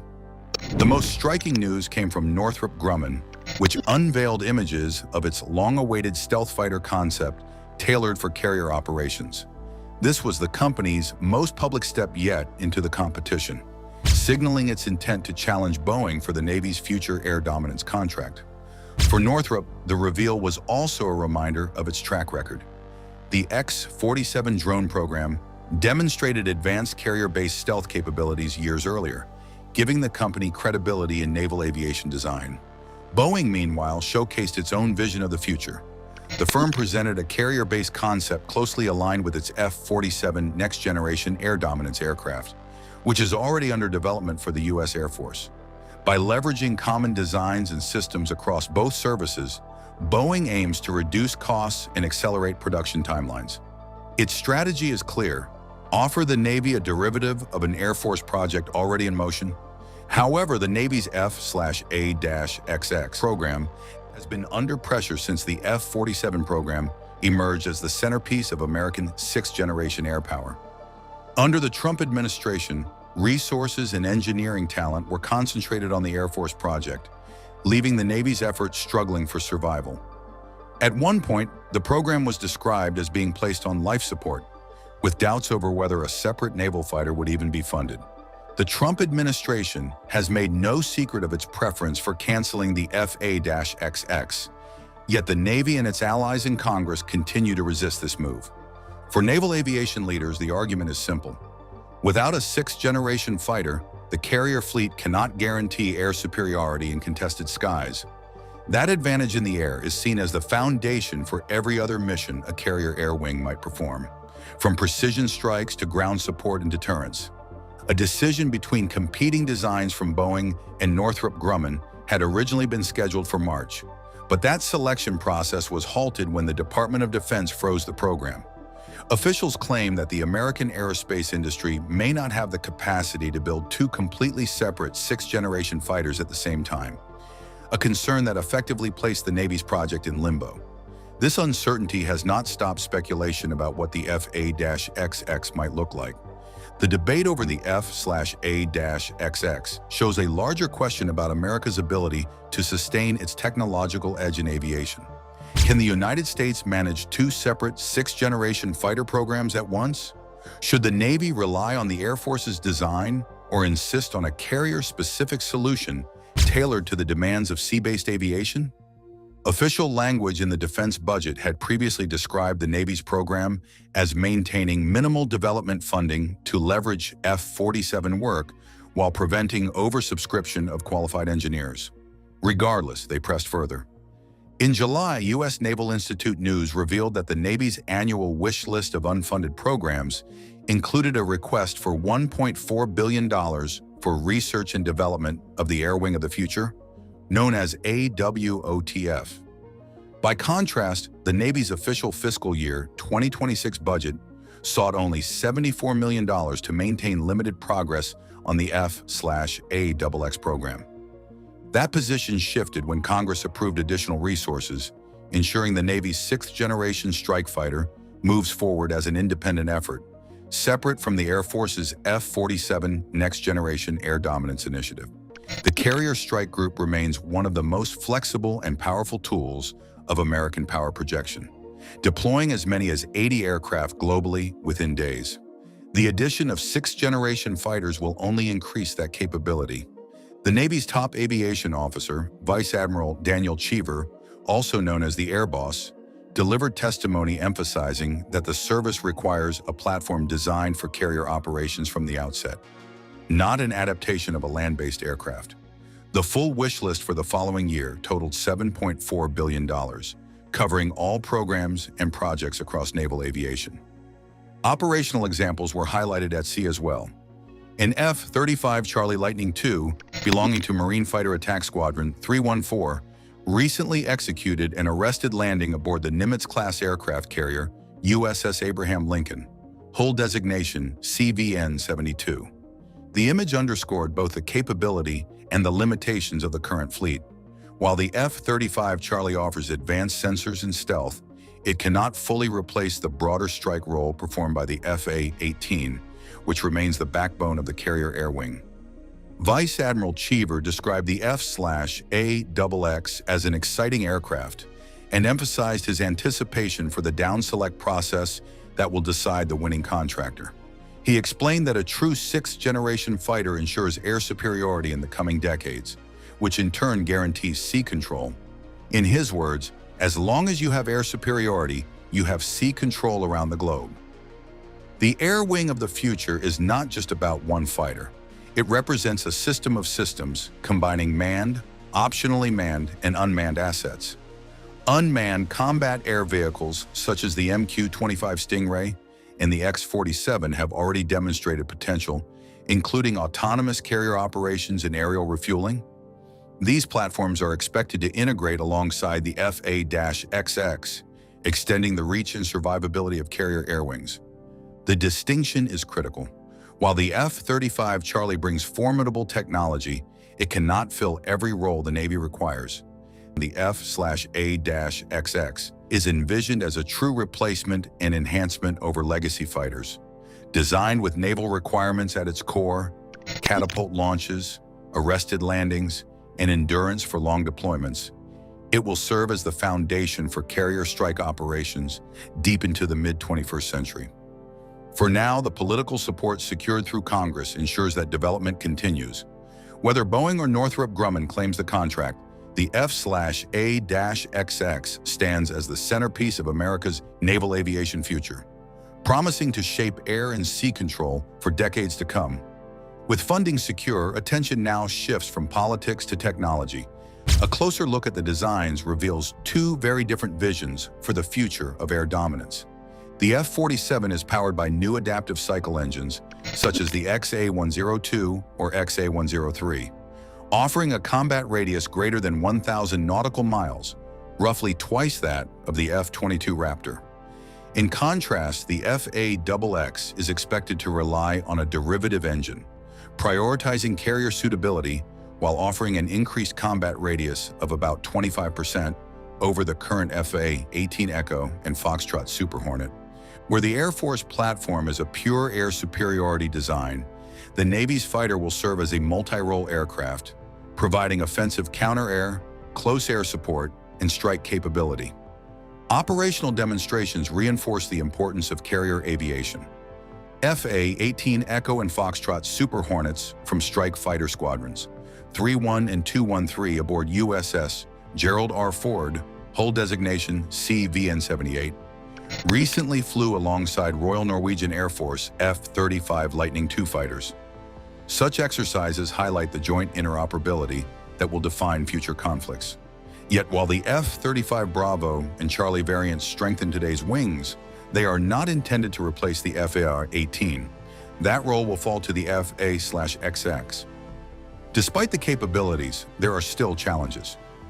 Carrier operations demand designs tailored to catapult launches, arrested recoveries, and sustained deployments at sea. An offshoot of the F-47 may ultimately become the basis of the Navy's fighter, but only after significant redesign.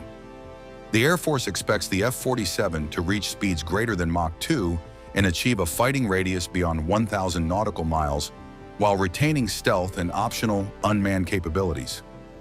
Reports indicate Boeing's and Northrop's F/A-XX variants aim for similar range increases, roughly 25% more than today's aircraft, though final specifications remain tightly guarded. For now, the contest between Boeing and Northrop Grumman promises to define the future of carrier aviation, setting the standard for naval power projection in the decades ahead. Despite the political turbulence surrounding the F/A-XX funding, the fact that two of the largest defense contractors in the world are still actively pushing their designs shows that the Navy's sixth-generation fighter has not been quietly shelved. Most defense analysts argue that it is unlikely Boeing will emerge as the winner of both major next-generation fighter contracts. Boeing already secured the Air Force's F-47 program earlier this year, and the idea that the same company could dominate both competitions raises questions about balance within the defense industry. A healthy industrial base, according to experts, requires competition among multiple suppliers, each specializing in unique areas of strength. This logic is not without precedent. Lockheed Martin, for example, won the contract to build both the F-22 Raptor and the F-35 Joint Strike Fighter, but those victories were separated by more than a decade and shaped by very different geopolitical conditions. The end of the Cold War created a long gap between the two programs, and the environment today is far more urgent, with peer adversaries rapidly advancing their own capabilities. Still, Boeing may argue that the F-47 and the F/A-XX share enough technical overlap to justify a combined approach. Building two aircraft with significant similarities could allow the Pentagon to capture economies of scale, lowering costs and streamlining production. Such an argument might appeal to leaders looking for efficiency, though it risks concentrating too much influence in the hands of a single contractor. The implications of the Pentagon's decision extend far beyond corporate competition. If the FA-XX is canceled outright, the Navy would be forced to lean heavily on the F-35 Charlie and possibly adapt the F-47 for carrier use. This shift could represent a fundamental change in priorities, one that sidelines manned naval aviation in favor of emerging unmanned systems. That direction would leave the Navy vulnerable, given its reliance on the aircraft carrier as the centerpiece of American sea power. Without a dedicated sixth-generation fighter designed from the keel up for carrier operations, the future of the carrier air wing would be placed in jeopardy. At the same time, the outcome of this competition will help define the future of the American aerospace industry. A world in which Boeing secures both the Air Force and Navy's sixth-generation fighters would look very different from one in which Northrop Grumman emerges as a counterbalance. For decades, the Pentagon has sought to maintain diversity within its industrial base, ensuring that multiple defense giants remain competitive and capable. Concentrating power too narrowly risks undermining that strategy. Against this backdrop of industrial rivalry and strategic caution, the United States Navy has revealed new details about its next-generation fighter, the F/A-XX. Unlike what many expected, the jet will only fly about 1/4 farther than today's carrier-based fighters. That might sound like a small step forward, but officials insist it will still give carrier strike groups greater flexibility in facing long-range threats. Rear Admiral Michael "Buzz" Donnelly explained the plan during the Sea Air Space 2025 exhibition. He confirmed that the FA-XX will offer just over 125% of the range of current jets.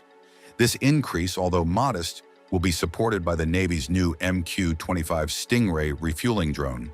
With this tanker in play, the range of the FA-XX could be stretched almost without limit. Right now, the longest-legged jet on Navy carriers is the F-35C, with a combat radius of about 670 nautical miles. Adding 1/4 more would put the FA-XX closer to 840 nautical miles.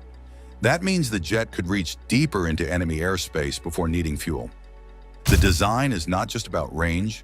Donnelly said the FA-XX must be able to break through future air defenses, survive in areas filled with enemy sensors, and work side by side with drones. Artificial intelligence will play a major role, moving the pilot from controlling every move to more of a man-on-the-loop position where humans supervise while the systems handle routine tasks. This fighter is also expected to act like a quarterback, directing uncrewed aircraft in combat. Range is still a critical concern. Adversaries like China are developing long-range missiles that could threaten carriers from nearly 1,000 miles away by the middle of this century. To counter this, the Navy must ensure its aircraft can strike far while keeping carriers safe.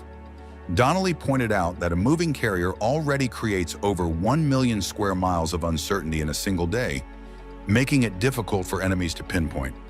By the 1940s, with the F/A-XX and MQ-25 working together, the effective reach of a carrier air wing could cover more than 11 million square miles.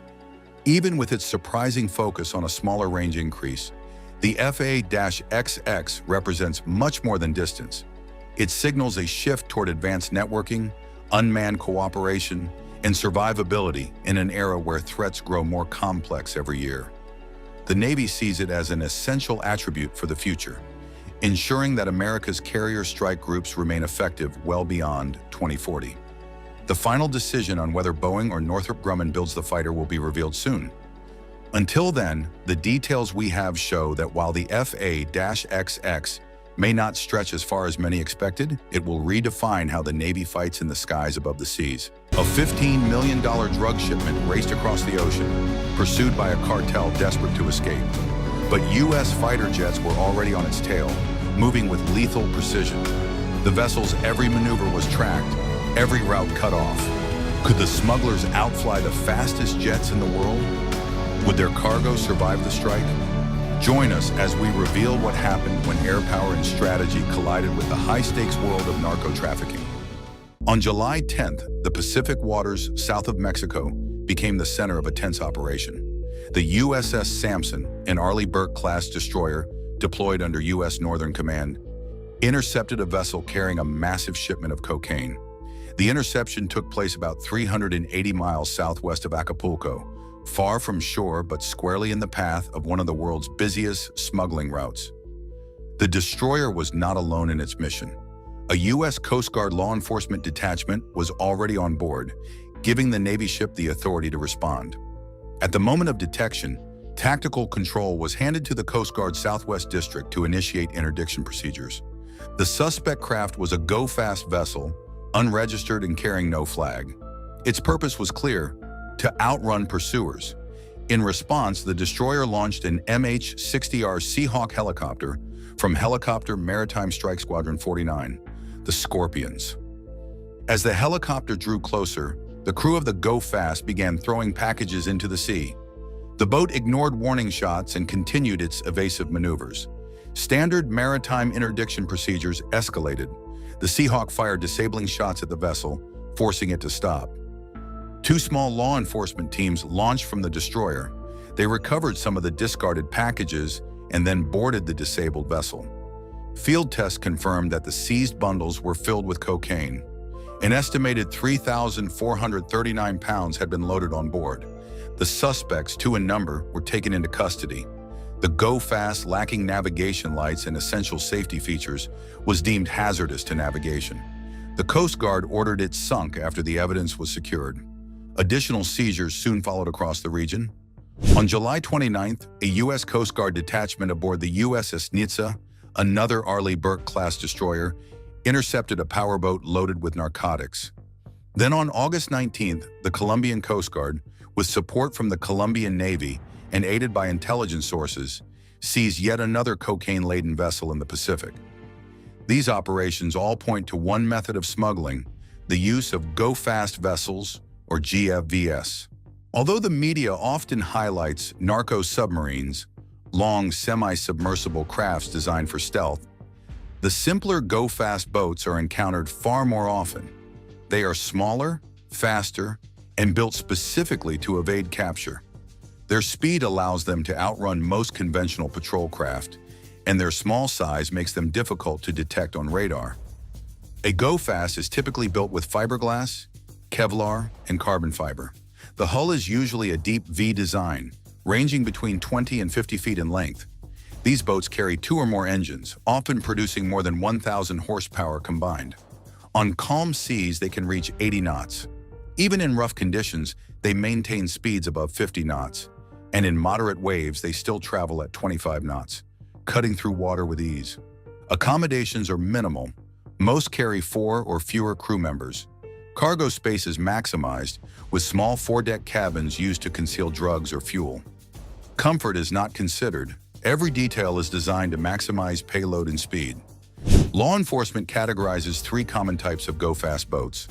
The first type is the customized go-fast vessel. These are advanced designs, often with fiberglass coverings over the hull to conceal storage areas for drugs and fuel.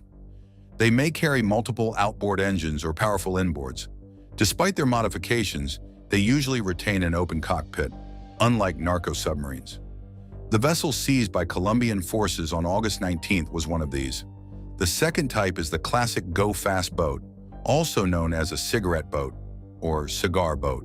Their names come from their long, narrow hulls which resemble cigarette or cigar shapes. Originally popularized in offshore racing, these boats became the smuggler's craft of choice in the 1980s. In earlier years, they ran directly to U.S. shores. Increased enforcement forced smugglers to change tactics in the 1990s, using these boats to deliver drugs to Mexico instead, where shipments continue north over land. The third type is the go-slow, which disguises itself as a fishing vessel. These boats are usually pangas or yolas, designed for durability and low fuel use. A single motor is common, though traffickers sometimes add more for speed. Go-slows often operate in groups, supported by a larger mothership towing them part of the way. Their design allows them to blend in with local fishing fleets, making detection more difficult. Go-fast vessels are notoriously hard to stop. Their narrow frames ride low in the water, making radar detection unreliable unless seas are calm. Their engines deliver speed beyond most patrol craft, forcing the U.S. Navy and Coast Guard to adapt with specialized assets.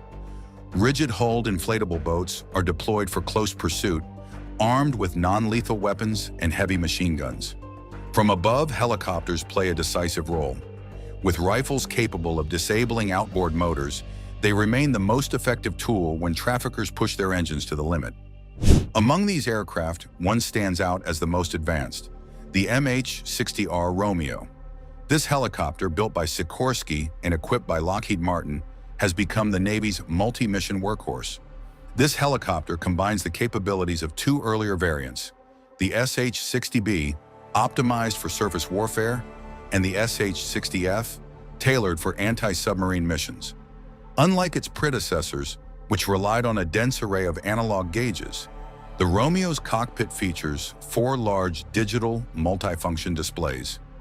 Each screen is night vision goggle compatible and sunlight readable, ensuring clear operation in any conditions. While its sensors are designed for both detection and defense, the MH-60R also carries offensive weapons. These include AGM-114 Hellfire missiles for precision strikes and Mk-54 air-launched torpedoes for anti-submarine warfare.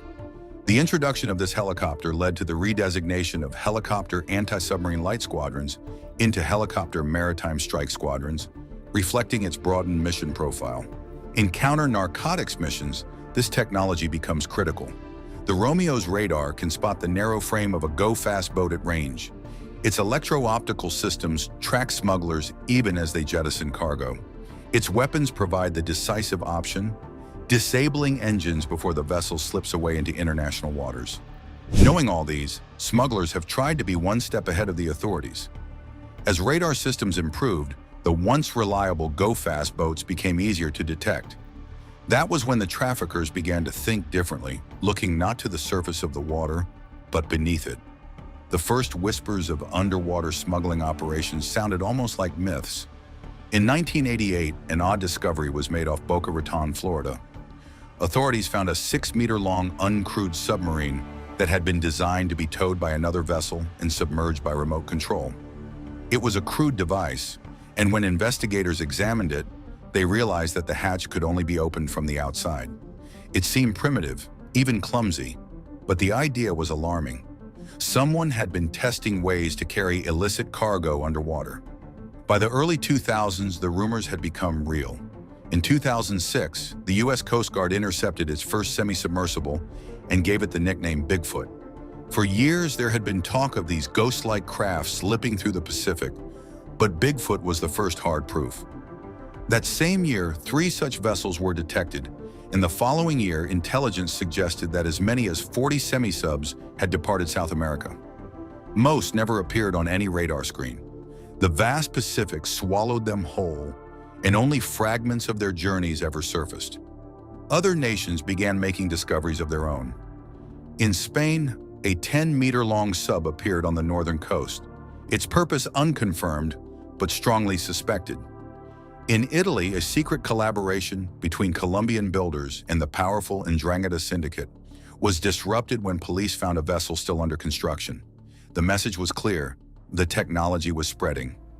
No longer limited to Colombian rivers and jungles, these machines were beginning to cross borders in design and ambition. The year 2008 marked a turning point.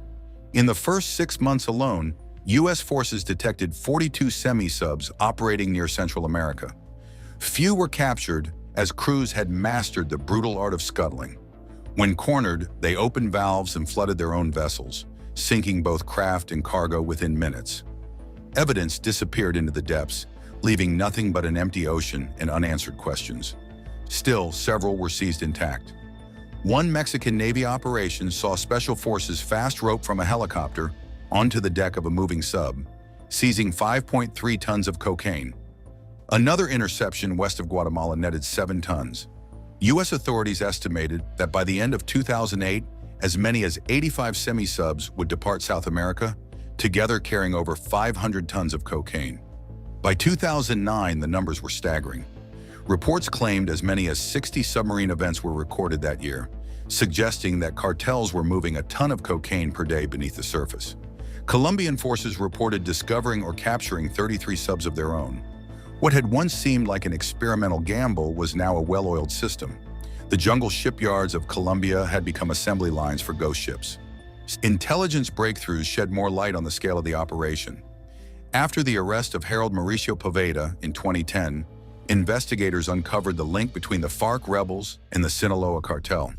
It was a deadly alliance of insurgency and organized crime. FARC provided the manpower and the jungle strongholds where submarines could be built in secret, while the Sinaloa cartel supplied funding and global distribution networks. Together, they pushed narco-submarine development forward at alarming speed. In 2015, the United States Coast Guard seized a semi-submersible carrying 7.7 tons of cocaine, the largest haul of its kind at the time. A year later, another vessel was captured with 6 tons on board, worth an estimated $200 million on U.S. streets. In 2017, seizures stretched from Panama to the coast of Texas. By 1929, the technology had crossed the Atlantic. Spanish authorities intercepted a 20-meter semi-submersible carrying 3 tons of cocaine off the coast of Galicia. For the first time, it was proven that narco subs could make a full transatlantic crossing. Later that year, the Peruvian Navy seized another vessel, this one carrying 2 tons. The 20s have only confirmed the escalation. In 2020, Colombian authorities captured a narco submarine operating in their waters. In 2021, Ecuador intercepted another in the Pacific. In 2023, the Spanish Guardia Civil discovered a 22-meter semi-submersible christened Poseidon, built from carbon fiber and fitted with a central hold capable of carrying 5 tons of cocaine. Unlike earlier models, Poseidon showed craftsmanship closer to military engineering than makeshift smuggling. In 2024, Colombian forces intercepted a semi-submersible more than 3,000 miles from the South American coast, loaded with 5 tons of cocaine. Its position in the eastern Pacific suggested an even more ambitious plan: direct runs to Australia and New Zealand, skipping the risky step of hiding narcotics in commercial shipping containers. These vessels are primarily manufactured in the dense Colombian jungles, under the cover of thick canopies, and in shipyards hidden from satellite and patrol aircraft. Materials are smuggled in piece by piece, including fiberglass sheets, diesel engines, welding tools, and generators. Camps are set up with sleeping quarters for workers, and for months, teams of builders labor in secrecy. A single vessel can cost $2 million and take a year to complete. Some are meant for one journey only, scuttled once their cargo reaches its destination. Others are carefully built for reuse, fitted with zinc bars to prevent corrosion, a detail that suggests long-term planning. The design has improved steadily over time. Early subs were slow, poorly sealed, and at constant risk of sinking. Modern semi-subs are sleek and purposeful. An 18-meter model can carry up to 10 tons of cocaine and reach speeds of nearly 20 kilometers per hour. They are usually made of fiberglass, powered by diesel engines, and crewed by 4 men. Cargo space is crammed and uncomfortable. There is no toilet, and the conditions inside are suffocating. But they can travel over 3,000 kilometers, long enough to make the journey north towards Central America or across the Atlantic. Many are painted ocean blue, nearly invisible from the air, and they produce almost no wake. Exhaust systems are modified to release heat along the underside of the hull, cooling it before it meets the air, and making the vessel far harder to detect with infrared cameras. Beyond semi-submersibles, cartels have experimented with fully submersible submarines. In 2010, Ecuadorian authorities captured a 31-meter diesel-electric submarine hidden in the jungle. It was built with fiberglass and Kevlar, had a conning tower with a periscope, and could dive fully beneath the surface for long-range missions. It had air conditioning, a crew capacity of 6, and room for 10 tons of cargo. The discovery was startling. Cartels were no longer satisfied with semi-submersibles that skimmed the surface. They were building true submarines. The following year, Colombian forces found another fiberglass and Kevlar submarine, 35 meters long, capable of carrying 8 tons while operating 9 meters below the waterline. Uncrewed craft followed. In 2022, Spanish police seized 3 unmanned underwater drones, each able to carry 200 kilograms of narcotics across the Strait of Gibraltar. These were linked to French cartels, showing that the technology had spread beyond Latin America. The organizations behind these machines are some of the world's most feared. The Clan del Golfo, the National Liberation Army, and the remnants of the FARC have all been tied to submarine projects, often working in partnership with cartels like Sinaloa. Their routes are carefully chosen. The Colombian Pacific coast is a perfect starting point, hidden by jungles and rivers. From there, subs push north along Central America, sometimes refueling at sea from disguised fishing vessels. At other times, they loiter in open waters, waiting for support ships to bring food and fuel. The missions are worth the risk.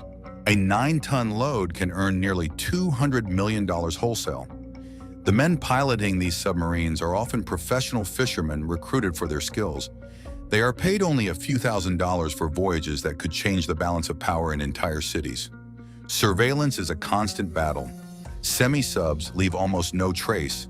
They run low, produce little noise, and are painted to blend into the ocean. The U.S. Coast Guard has adapted its acoustic sensors to listen for their engines, but detection remains limited.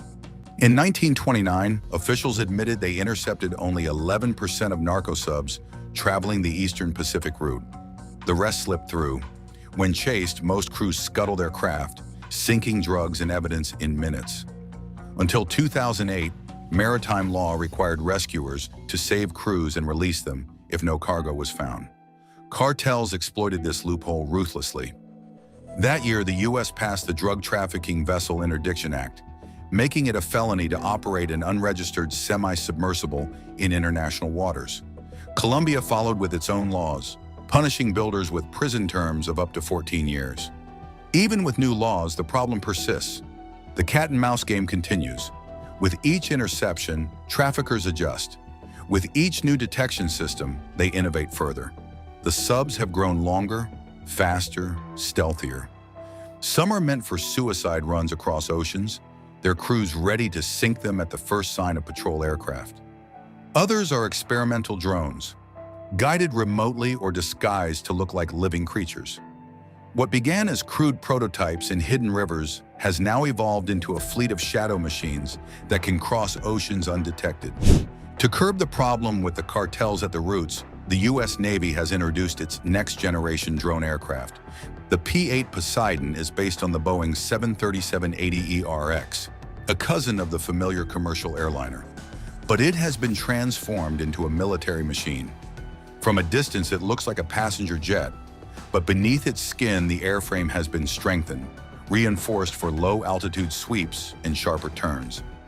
Spirit Aerosystems, the same company that builds fuselages for civilian 737s, modified the structure, carving out space behind the wing for a bomb bay capable of carrying torpedoes and other weapons. The wings are taken from the larger 737-900, fitted with raked wingtips like those on the Boeing 767-400ER, and given powerful de-icing systems that can shatter ice buildup during long flights in rough conditions. Every part of the Poseidon has been engineered for endurance, maneuverability, and relentless hunting. The Poseidon carries the Raytheon APY-10 multi-mission radar, capable of scanning wide surfaces and tracking targets at sea in all weather. Its data is fused by advanced software, layering radar sweeps, acoustic signatures, and electro-optical feeds into a single picture. The result is clarity in chaos, where the smallest contact, a fast boat, a drug sub, or even a periscope can be found. In operations, the Poseidon has already proven its value. Its first missions came in 2012 during littoral warfare exercises off the American coast. Soon after, it deployed overseas, flying out of Okinawa at a time when China declared a new air defense zone over the East China Sea. Its patrols took it into contested skies, shadowed by Chinese fighters that came dangerously close. But for all its clashes with rival powers, one of the Poseidon's most pressing missions remains the hunt for narco subs. Its APY-10 radar can pick out a faint wake left by a semi-submersible. Its acoustic buoys, dropped in patterns across suspected routes, can listen for engines deep beneath the surface. And with the addition of glide torpedoes, it can strike before the sub escapes. In some missions, the Poseidon has worked side by side with Coast Guard cutters and Navy destroyers, using its sensors to track narco subs until fast boats close in. At other times, it has hunted alone, sweeping the Caribbean and Eastern Pacific with its operators locked onto shifting trails of data. The P-8's long-range radar, its buoy fields, and its ability to stay aloft for hours make it one of the few tools capable of breaking the cartel's most advanced cover. Thanks for watching. Before you go, click the link on your screen to check out another video. See you there.